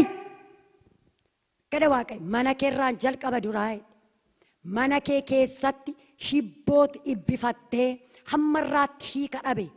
Ani Waaqayyo mana keef deebisee harmee keemmoo dukkana gidduudhaa dhaqee quba koodhaan dukkana dhiphina dhukkubaa sana gidduudhaa baaseen ofitti maxxanseen qabeenya koo godhaadhe Waaqayyo. Bara baraan siyaa galatu. Harka kee nu gidduu jiruuf amma immoo yaa Waaqayyo hospitaala kan jiran kan biraa kan nun hin beekne qubi kee kan argu baraar Yesuus. Arra dhukkuba kanaan kan dhukkubsatan dhukkuba biraadhaan qabamanii kan jiran yaalamuudhaaf galanii dhiphinarra kan jiran deewuudhaaf dhaqanii kan danqaman maqaa Yesuusiin baraar Yesuus. Ani nan baraara jetteetta nan oolcha jetteetta dhiigilma kee Yesuus isa isaan rakkisu dhayirra naannoo hafuura isaaniirra nagaa isaaniirra fayyaa isaaniirra daa'ima isaan de'uuf jiranirraa humni waraanaa deebirraa. Nagaadhaan yaa Waaqayyo keessa waan nu dabarsitu si haa galatu. Nagaadhaan baattatanii waan galaniif maqaan kee eebbifamu. Torbee kana yaa Waaqayyo guyyaa booru booleetti keenya de'umsaaf dhaqxu. Ati yaa Waaqayyo tsaggaa abidda keen gargaari. Abidda keen iddoo isheen jirtutti hafuura keedhaan ishee gargaari. Quba keedhaan waan dhaqxee waan isaan rakkisu gidduutti moo'ichaan waan dabarsituuf si haa galatu. Kuma kanaa galanni siif haa ta'u.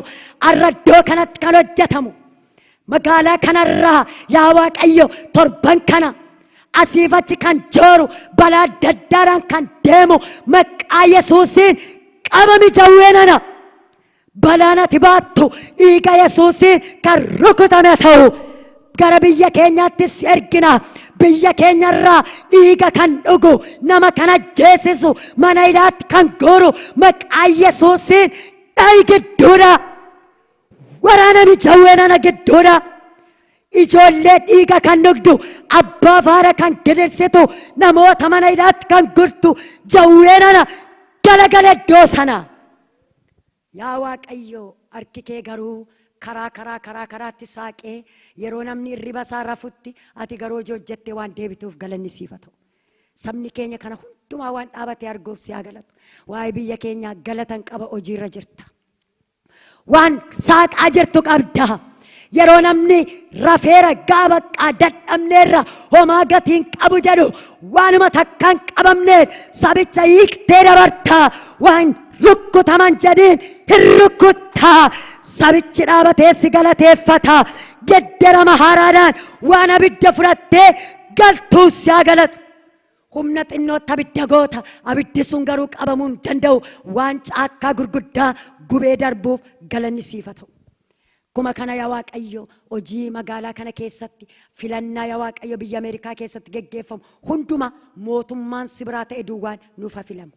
Kan si biraan ta'an karaa ta'afu.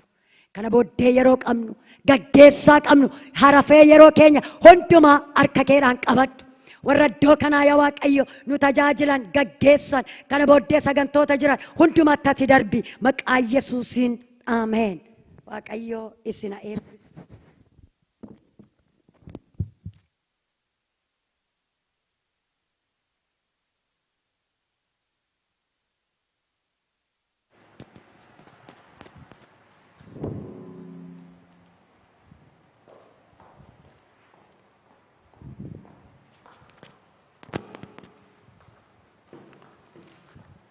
Waaqayyo maqaan isaa bara baraan kan eebbifame haa ta'u. Sagalee dhageenyee fi dubbii Waaqayyoo nuu dhufee fi iddoo kanatti kadhannaa dhaga'ame hundumaaf maqaan Waaqayyoo kan eebbifame haa ta'u. Obboleettii keenya Buzee Waaqayyoo yeroo hundumaa ishee haa eebbisu. Eebba isaa keessatti, ayyaana isaa keessatti ishee haa eegu, ayyaana isaa keessatti ishee haa guddisu. Ayyaana isaatiin ishee duukaa haa ta'u. Waaqayyo ishee haa gargaaru. Waaqayyoon nama gargaaru ishee haa gargaaru. Gargaarsa addaatiin duukaa haa ta'u.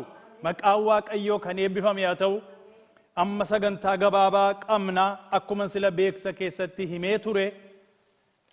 Ijoollee barumsa hundee amantii kiristaanaa barataa turanii karaa obboleessa keenyaa karaa Dooktar Ittaanaa kan barataa turanii isaaniin eebbifna. Bakkuma jirru teenyeetti sagantaa kana adaraa akka hordofnu isin gaafanna. Maqaa isaanii Dooktar Ittaanaan as dhufaa. Maqaa isaanii as dhufeeti nuu waama. Isaan gara naatti dhufu. Waaqayyoon isaaniif kadhanna. Waaqayyoon isaaniif kadhanna. Kennaa qulqulluusii wajjiniin fudhanna.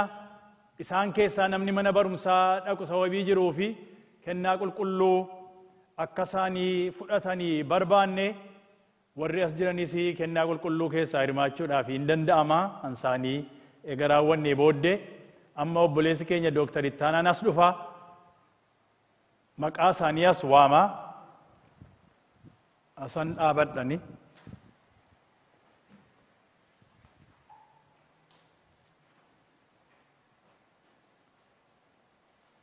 Dooktar Ittaanaan as dhufaa. Maayikii yoo itti naa kennitanii maayikii yookiisuma kana qulleessanii kunoo maatiin sii kenna.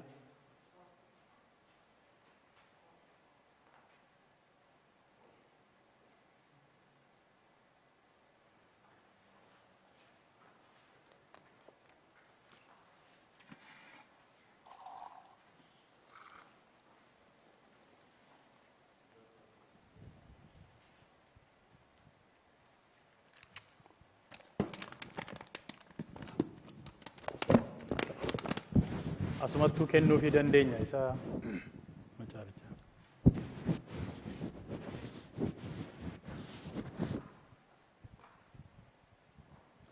Asin dhuftuutti.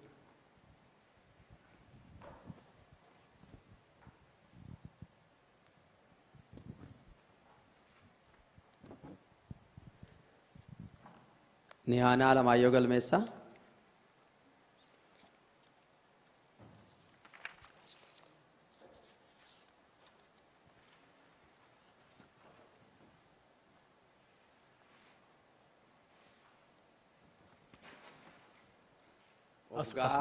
As kottu as. Ofgaa Asaffaa. As dhaabattu. As dhaabatta. Roobel Xiicaa. As galagalte. Gara kootti galagalte. Siifan Alamaayyoo Galmeessaa. As dhaabatta.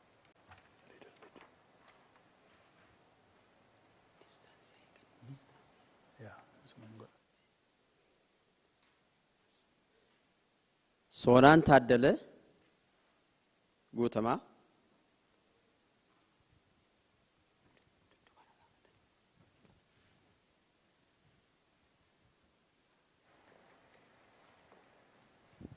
Tiiraa Taaddalee Guutamaa.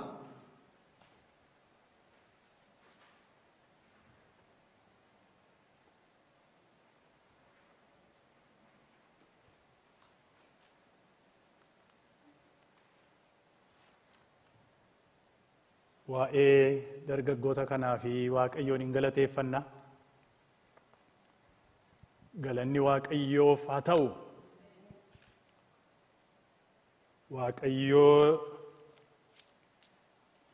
Waaqayyoo isa dargaggoota qabu, isa dargaggoota guddisu, isa eegu, Waaqayyoo amanamaa waan ta'eef.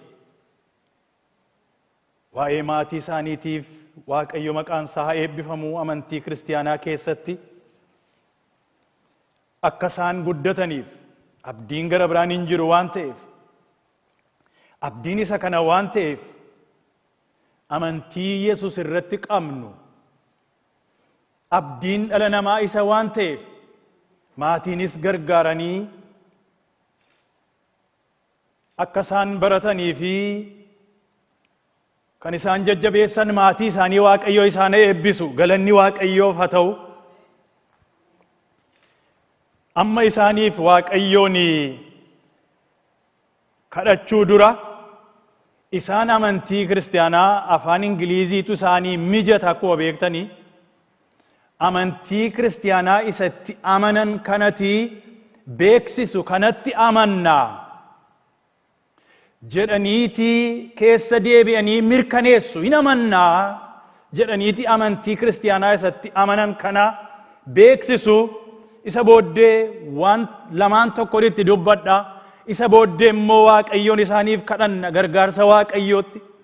Waaqayyo isa isaaniin baatu, isa harka isaatti isaaniin baachuu hin dadhabne, isatti dabarsinee har'asii kadhannaadhaan kenninaa obboleettii keenya Biraanee wajjiniini. Isa booddee immoo kennaa qulqulluu fudhatu. Now you will say the creed, that what we call the creed, that is a Christian creed. You will say that you believe in what you read now. That is what we are going to say. And everybody will hear. People will hear. God hears it. And do you know Satan himself hears it? He will listen to what you say. You are confirming it to anybody who listens. You are also telling God that you believe in Him. And there are different kinds of gods that people say they believe in. But you are going to explain or express the God you believe in this Christian creed. Amma isaan amantii isaanii beeksisu waaqota garaa garaatu jira. Waaqa isa itti amanan isaan immoo beeksisu ga amma. So you will read now and confirm that you believe in this God. Everybody ready now to read it? Just to start reading.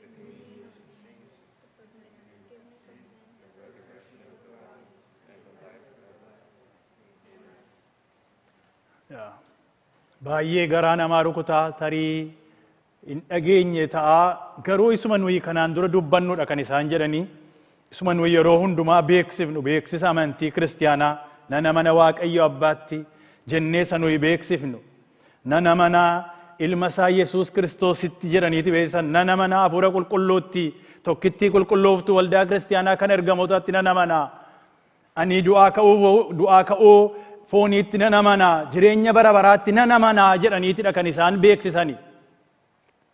So now you chose to believe in this God and you made a decision, the most important decision. Do you know this is the most important decision?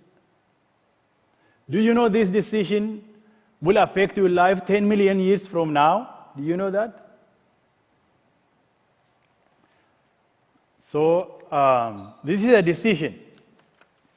Or this is a choice. But do you know that you have to make choices every single day of your life, every step? There are different choices. And we live the result of our choices, the result of our decisions. And we are who we are now,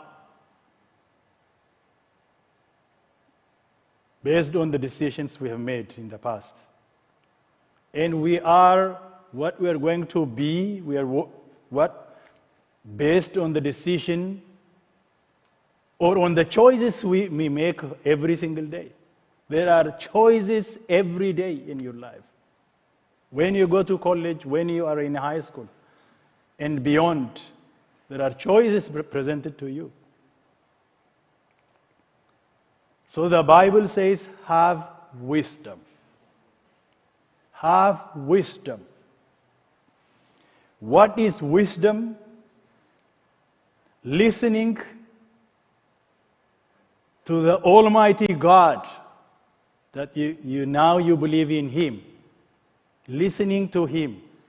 And by listening to Him, and by paying attention to Him, to what He says, because He speaks to you. He speaks to you. By listening to Him, you make choices because they are presented with so many kinds of choices. And develop the habit of making choices by listening to the God that He confirmed now you will believe in Him. And we will pray for you that God will continue to bless you and to help you and to be with you. And He is faithful God. He is faithful God. He will never fail you. Keep this in your heart. He will never fail you. So we will pray for you now. Brani will pray for you. Afaan Oromootiin isinii kadhanna. God will not fail you. And make every choices and develop the habit of making choices, making the right choices, because there are terrible choices. And God will help you to make these choices, these decisions. Adaraadha kun. I will say, I don't know what to say.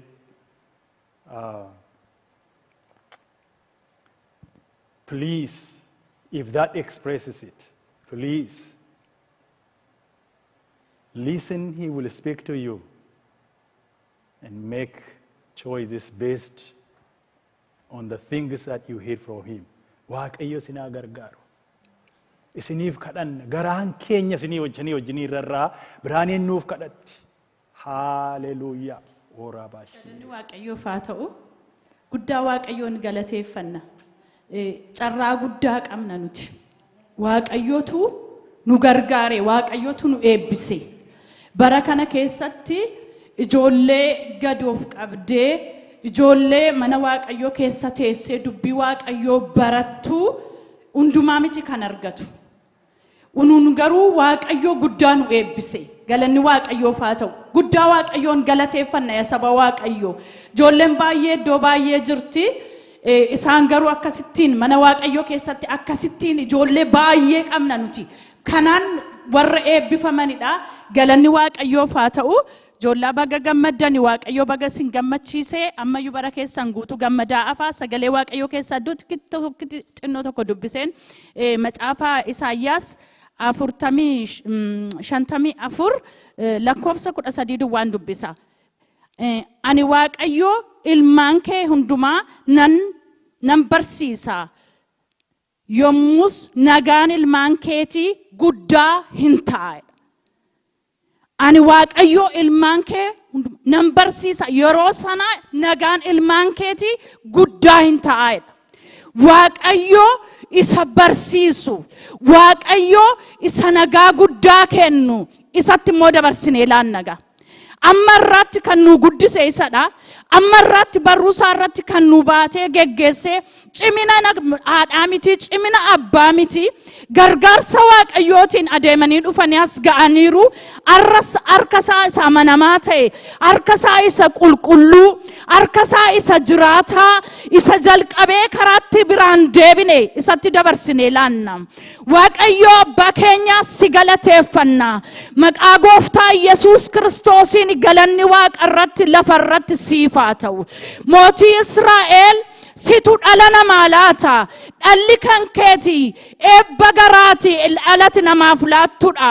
Yeroo isatti namaa laatte mooyooti namaaf guddiste malee yaa Waaqayyo Gooftaa hundumtuu karaarra na deemu. Ati garuu karaa kee irratti yaa Waaqayyo hafuura kee keessatti ijoollee kana guddifteetta. Akkuma Ermiyaasitti dubbatte ganaa tuuti gadameessa haadha kee keessan ta'in achi keessattan si beeka jette. Achi keessatti sanatu si baate jette. Achi keessatti sanatti si guddise jette yaa Waaqayyo. Arras maqaa Yesuus Kiristoosiin ijoollee kana baadhattee nutti harkaadha garaa gadameessaadha keessa keesse barruu abbaa faadharra keesse guddiftee mana kee keessatti geggeessite. Arras immoo yaa Waaqayyo jireenya bara baraaf akka isaan ga'ani dabarsitee mootii hafuura qulqulluu hafuura keen guuttee waan hundumaa ceesistee fiddee as dhaabdeetta. Maqaa Yesuus Kiristoosiin galanni ulfinni siif haa ta'u. Maqaa Yesuusiin ulfinni siif haa ta'u. Ammas barri jireenya isaan qaban yaa Waaqayyo mana kee keessatti ulfina kee dubbachaa, abbummaa kee dubbachaa, guddummaa kee dubbachaa akka isaan adeemuu danda'ani ayyaanni kee irratti dhangala'u. Hafuura keetti nu dhangalaasi Gooftaa. Barichi hamaadha yaa Waaqayyo. Haatiif abbaan yeroo hundumaa duukaan adeemanii ati garuu halkaniif guyyaa Israa'eliin inni eegu hin rafu hin mugu jedha sagaleen kee. Ati isa mugne, ati isa ganne, ati isa irraanfanne sitti dabarsinee kennina. Maqaa Yesuus Kiristoosiin jireenya isaanii guututti ati isaanii wajjiniin ta'i. Akkuma Iyyaasuutti dubbicharraa gara mirgaattis gara bitaattis hin jedhiin jette. Ijoolleen kun yaa Waaqayyo ati Kaayyoo humtee fi yaa Waaqayyo dubbii kee keessaa gara mirgaatti gara bitaatti akka hin jenne hafuura kee keessatti dhaabbatanii haa guddatanii. Maqaa Yesuusiin bara jireenya isaanii guutuu warra si dhaga'anii, warra darbanii dabarsanii, warra ce'anii ceesisanii akka isaan ta'anii fi ayyaanni kee dachaa irratti haa dhangala'u. Maqaa Yesuusiin irratti haa dhangala'u. Ulfinni kee inni guddaa irratti haa mul'atu. Eebbifamanii warra eebbisanii, darbanii warra dabarsanii, ce'anii warra ceesisanii akka isaan ta'anii yaa Waaqayyo ayyaana keen golboomna haa golboobamanii, hafuura keen haa guutamanii, mana barumsaa isaan deemanitti ati isaan dursi. Sababii isaanii irraa kan ka'e yaa Waaqayyo lafa isaan ejjetanii, lafa isaan dhaabbatanii gaadidduun isaanii fayyisa haa darbu. Hidhaa jiru hiikaa haa darbu. Hojii seexanaa diigaa haa darbu.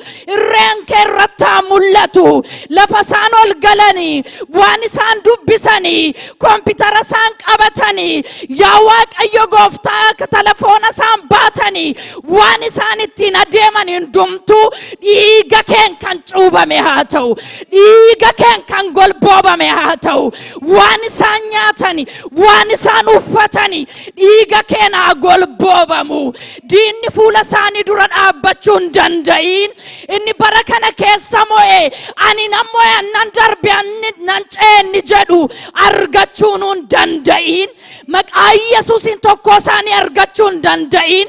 Barri jireenya isaanii mo'ichaan haa ta'u. Ulfinni kee irratti haa mul'atu. Yaa Waaqayyo hiriyoota isaaniif eebbaa ta'anii, lafa isaan walitti galanii, mana barumsaa isaan galanii, yaa Waaqayyo ulfinni kee wajjiniin olaa galu. Fayyisuun kee wajjiniin olaa galu. Humni addaa isaan keessatti haa mul'atu. Irree keessa jabaa, humna keessa addaa hidhachiifnee gadhiifna. Maqaa Yesuusiin ijoolleen kun hidhatanii gadaa ba'anii, abidda keen hidhatanii gadaa ba'anii. Ulfinni kee irratti haa mul'atu. Abbummaan kee irratti haa mul'atu. Wanti tokko wanti isaan mormu hin jiraatiin. Maqaa Yesuusiin hin jiraatiin. Maqaa Kiristoos Yesuusiin barri jireenya isaanii hundumtuu mo'ichaan haa ta'u. Sitti dabarsinee kennineerra. Ati immoo iyya ijoollee keetiin dhageessa. Adara namaan nyaattu gooftaa. Sitti laanneerratti waan nu harkaa fuuteef galanni siif haa ta'u. Warra isaan barsiisanis eebbisi. Yaa Waaqayyo ammayyuu dabalee ayyaana isaa baay'isiif. Yaa Waaqayyo barsiisneerra. Hingaa jedhanii akka isaan abdii kutatan immoo biraan deebine maqaa Yesuus Kiristoosiin ogummaa addaatti dabali. Ati itti dabali. Akkaataa isaan itti faana bu'anii ati maqaa Yesuus Kiristoosiin ogummaa keetiin isaan barsiisi. Hafuura kee irratti dhangalaasi. Mana isaanii, jireenya isaanii, bara isaanii hundumaa eebbisi. Yaa Waaqayyo waan nu dhageesseef galanni siif haa ta'u. Adaraa sitti kennine kana waan nu harkaa fuuteef ulfinni Waaqa irratti lafa irratti siif haa ta'u. Maqaa Kiristoos Yesuusiin.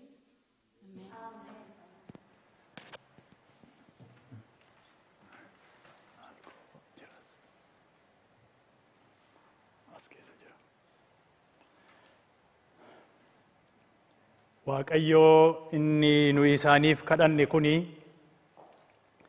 akkuma nuyi isa kadhanne godha. Isa nuyi isa kadhanne dhiisee isa nuyi isa hin kadhanne hin godhu Waaqayyo. Isa nuyi isa kadhannedha kan inni godhu gooftaanii. Isa nuyi isa kadhanne kana Waaqayyo jireenya isaanii keessatti raawwata. He will do what we asked him to do in your life. He doesn't do something else. Amma kennaa qulqulluu fudhannaa. Isaanumatu fudhataa nutu kennaa fi miti.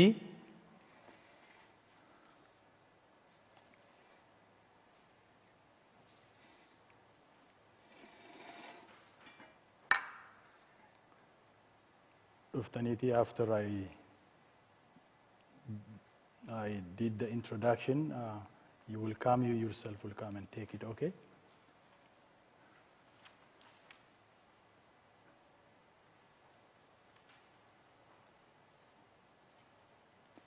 obboleessa keenya ittaanaa ammayyuu Waaqayyoo isaa haa eebbisu.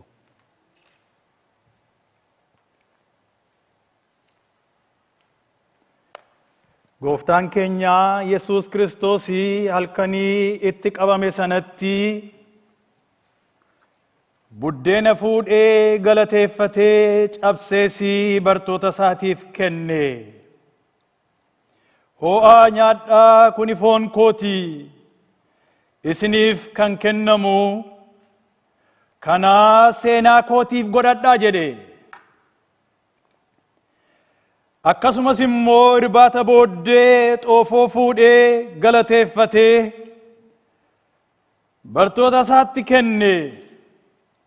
Kanatti dhugaa hundumti keessanii xoofoon kun isiniif kan dhangala'u dhiiga koon kan dhaabatu kakuu haaraadha. Namoota baay'eetiif dhiifama cubbuu argamsiisuudhaaf kan dhangala'uudha. Kanatti yeroo dhugdan hundumaatti seenaa kootiif godhadhaa jedhe. Ameen. Niyaanaan dhufteetii, you will take this one and you will eat and this one and drink. And you will achuma deebiteeti dhaabatte will give you certificate afterwards. I can take that one for you.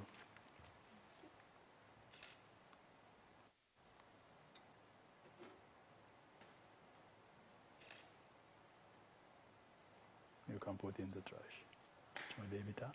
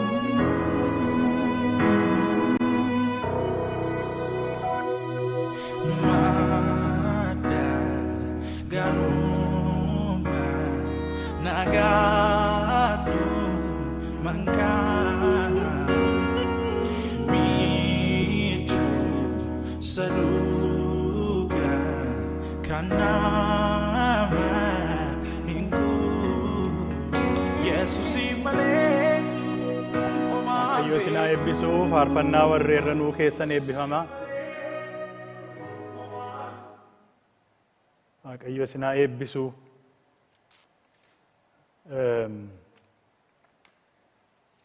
Egaa ammas keessa deebi'ee kanan jedhu Waaqayyo amantii kana keessatti isaan eeguudhaaf danda'aadha. God is faithful to keep you in this faith and follow Him. Follow Him. He will lead you always. He is the God of always. Maqaan Waaqayyoo eebbifamu. Dooktor Ittaanaani.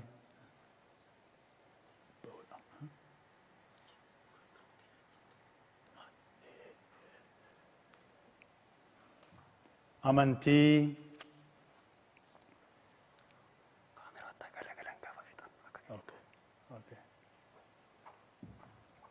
egaa amma isiniinii foon isaatiif dhiiga isaa kan fudhattani, you who took part in this service,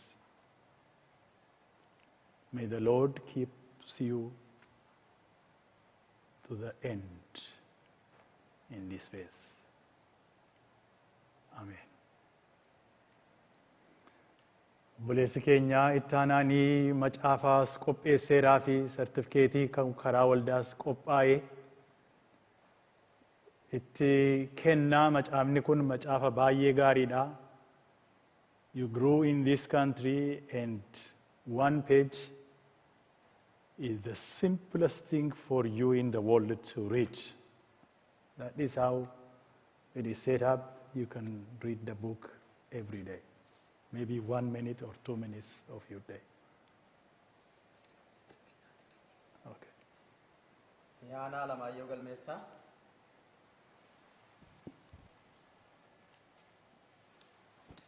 Ofgaa Asaffaa.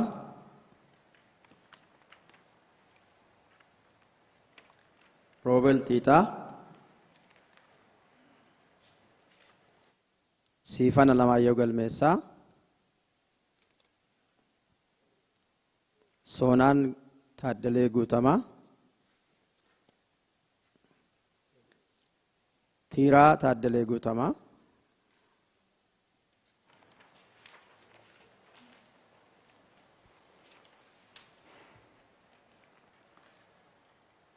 Waaqayyo sin duukaa ta'u.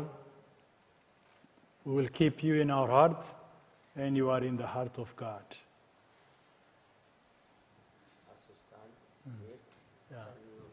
Fuula keessan akka ilaalanitti achi galagalaa.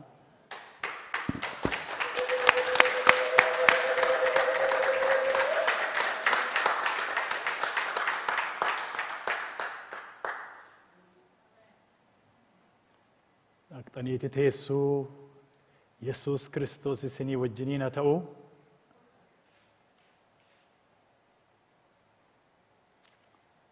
Maatii keessan gargaaru waa eebbisuu. Asii deemuma isaanii ni jibbe waan isaan beeku.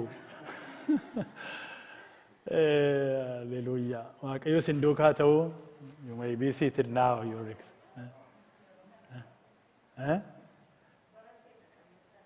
Yeah. Now you are excused now.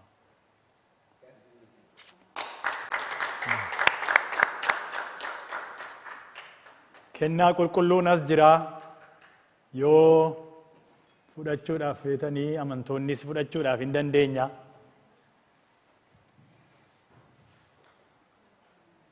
Qophee addaa barbaachisa ta'ee hin beeku ani karaa koo nan fudhadha.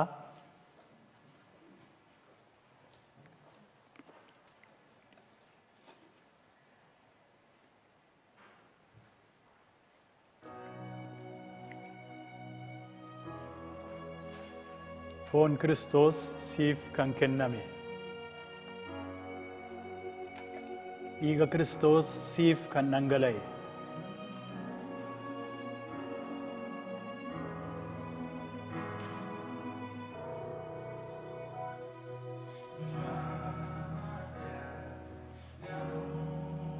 Foon Kiristoos siif kan kenname.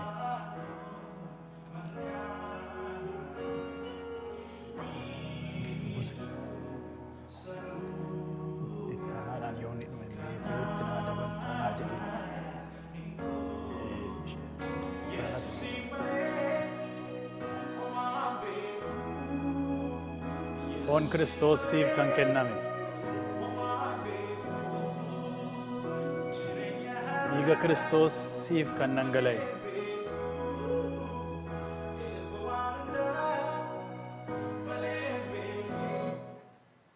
Foon Kiristoos siif kan kenname. Faarfannichi jiraachuun isaa gaariidhumadha. Dhiiga Kiristoos siif kan dhangala'e.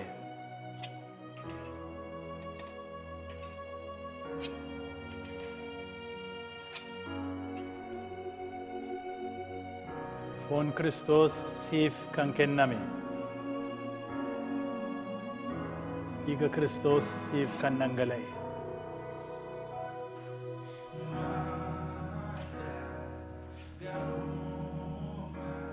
Foon Kiristoos leensaa siif kan kenname. Dhiiga Kiristoos siif kan dhangala'e.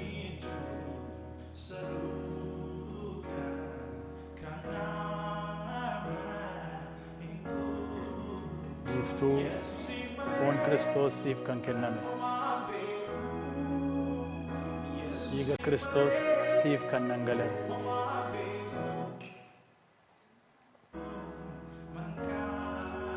Foon Kiristoos siif kan kenname. Dhiiga Kiristoos siif kan dhangala'e.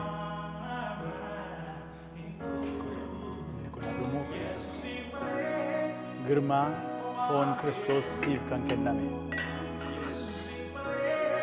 Dhiiga Kiristoos siif kan dhangala'e.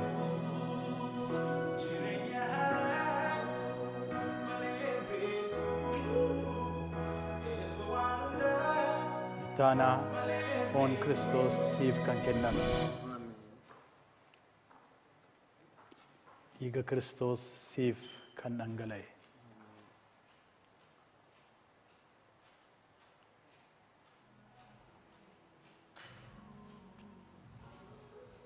Amma foon isaatiif dhiiga isaa kan fudhattanii isiniin gooftaan keenya Yesuus Kiristoosii jireenya bara baraatiif isinaa eegu. Ameen. Kaanee dhaabannee galateeffannee xumurra.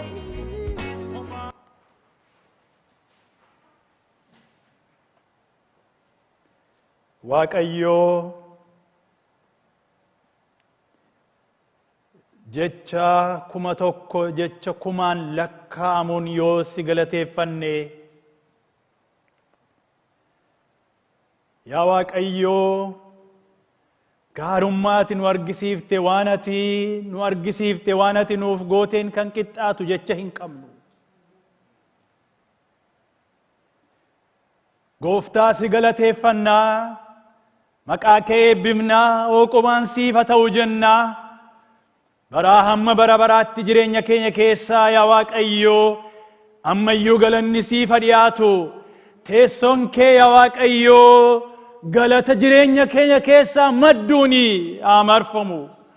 Waan har'a nuu goote hundumaaf si haa galatu.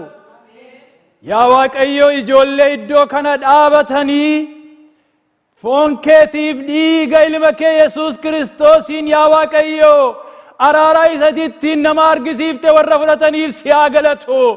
Saba kee hundumaaf galanni siif haa ta'u. Tajaajila iddoo kanatti kenname hundumaaf maqaan kee bara baraan haa eebbifamu. Maqaa gooftaa keenya Yesuus Kiristoosiin. Ameen. Kadhataa ergamootaatiin sagantaa keenya xumurra. Yaa abbaa keenya waaqarra kan jiraattu, maqaan kee haa qulqullaa'u. Mootummaan kee haa dhufu. Jaalalli kee waaqarratti akkuma ta'e akkasumas lafarratti haa ta'u. Kan nu ga'u buddeena keenya har'aa nuuf kenni. Yakka keenyas nuuf dhiisi. Nus warra nu yakkan akkuma dhiisnuufitti. Gidiraatti nun galchini, hamaan oolchi malee. Mootummaan kan keetiyoo, humnis galannis baruma baraan. Ameen. Eebba fudhannaa. Yaada keenya harka keenya wajjiniini gara Waaqayyootti ol fuunee eebba fudhannaa. Waaqayyoo isinaa eebbisu, isina eegusi. Waaqayyo fuula isaa isiniif haa ibsu, isinitti haa araaramu. Waaqayyo fuula isaa gara keessanitti haa deebisu, nagaa isaas isiniif haa kennu.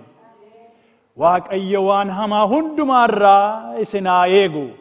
Maqaa Waaqayyo kan Abbaa, kan Ilma isaatiif, kan Hafuura Qulqullootiin Waaqayyo tokko. Ameen.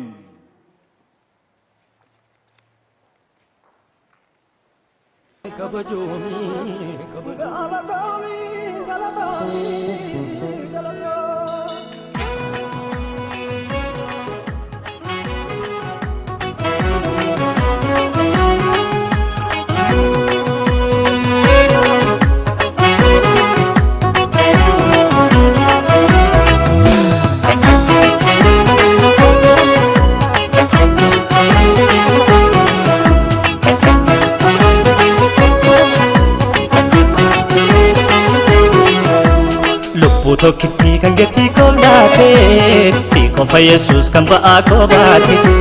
Hiina fuula kee galfata kee nyaate, nan dhufe kunoo galata kee baadhe, galata kee baadhe.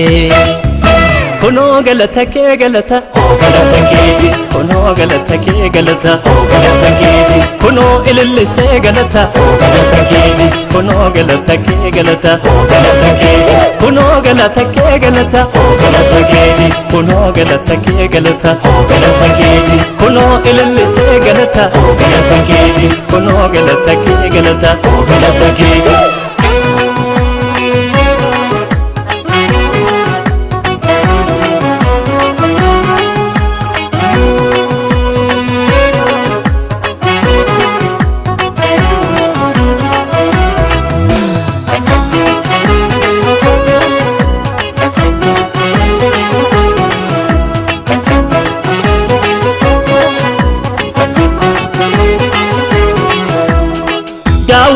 sirbe qullaa buuse waaqessuun milkoo maalii faarse kan danuun ta'e fedduu faarsa dhiiba'aaf hin ta'u doon aarsaa ulfinni siifi yoomuu kan keeti galanni sii faarsamoo ganzaba keeti ulfinni siifi yoomuu kan keeti galanni sii faarsamoo ganzaba keeti naaf xumurteettaa kan galte qaalii lafa dhidhiitee licheeddoon sirbe maalii naaf xumurteettaa kan galte qaalii lafa dhidhiitee licheeddoon sirbe maalii sifanumna koo hin qosadhu irraa dhossee nan bifadhu kan akka keessi nargadhu yesus kogoota bararaa si abbaan barabaraa siitona olfaate dararri na qaqqabdee lafa barii isa dhabee harka waarii harka na guutee bareeba sifammayyuu jecha naba namnuu nama duute baddusaa dee ol kakaasa jaalleewwaniif gootota isaa faarsee lafa raasa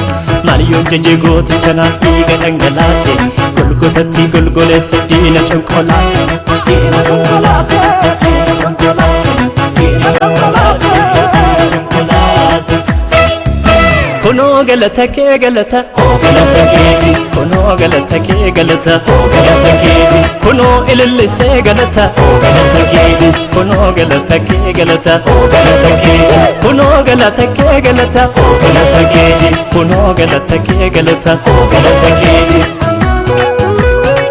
galata keeti galata keeti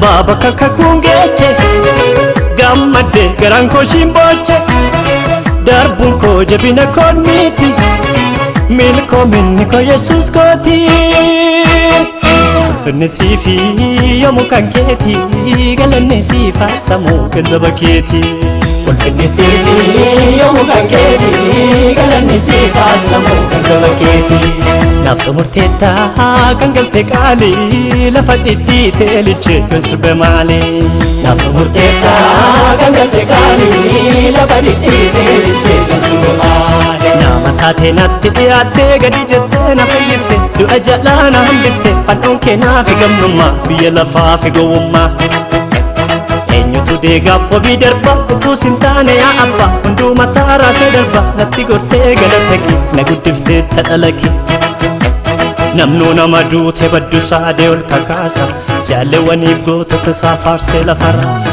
maaliyoon jajee gooticha naaf dhiiga dhangalaase golgotatti golgoleesse diina conkolaase diina conkolaase diina conkolaase diina conkolaase conkolaase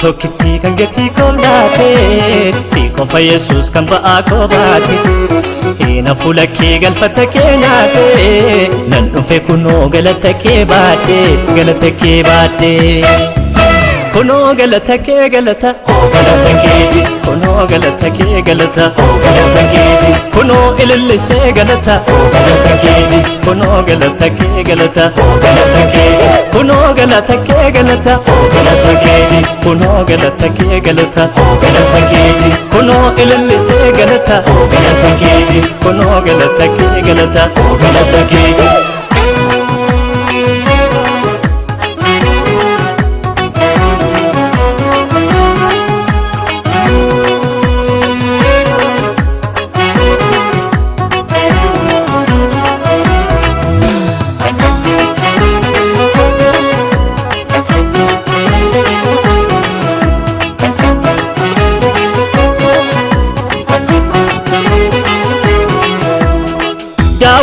sirbe qullaa buuse waaqessuun milkoo maalii faarse kan danuun ta'e fedduu faarsa dhiiba'aaf hin ta'u iddoon aarsaa ulfinni siifi yoomuu kan keeti galanni sii faarsamoo ganzaba keeti ulfinni siifi yoomuu kan keeti galanni sii faarsamoo ganzaba keeti naaf xumurteettaa kan galte qaalii lafa dhidhiitee lichee sirbe maalee naaf xumurteettaa kan galte qaalii lafa dhidhiitee lichee sirbe maalee siifalumna koo hin qusadhu irraa dhossee nan bifadhu kan akka keessin argadhu yesus kogoota bararaa si abbaan barabaraa siitona olfaate dararri na qaqqabdee lafa barii isa dhabee halkan waarii harka na guutee bayeeba sifammayyuu jecha naba namnuu nama duute baddusaa dee ol kakaasa jaalleewwaniif gootota isaa faarsee lafa raase maaliyoon jajee gooticha naaf dhiiga dhangalaase golgotatti golgoleesse diina conkolaase diina conkolaase diina conkolaase diina conkolaase conkolaase kunoo galata kee galata galata keeti kunoo galata kee galata galata keeti kunoo ilillisee galata galata keeti kunoo galata kee galata galata keeti kunoo galata kee galata galata keeti kunoo galata kee galata galata keeti galata keeti galata keeti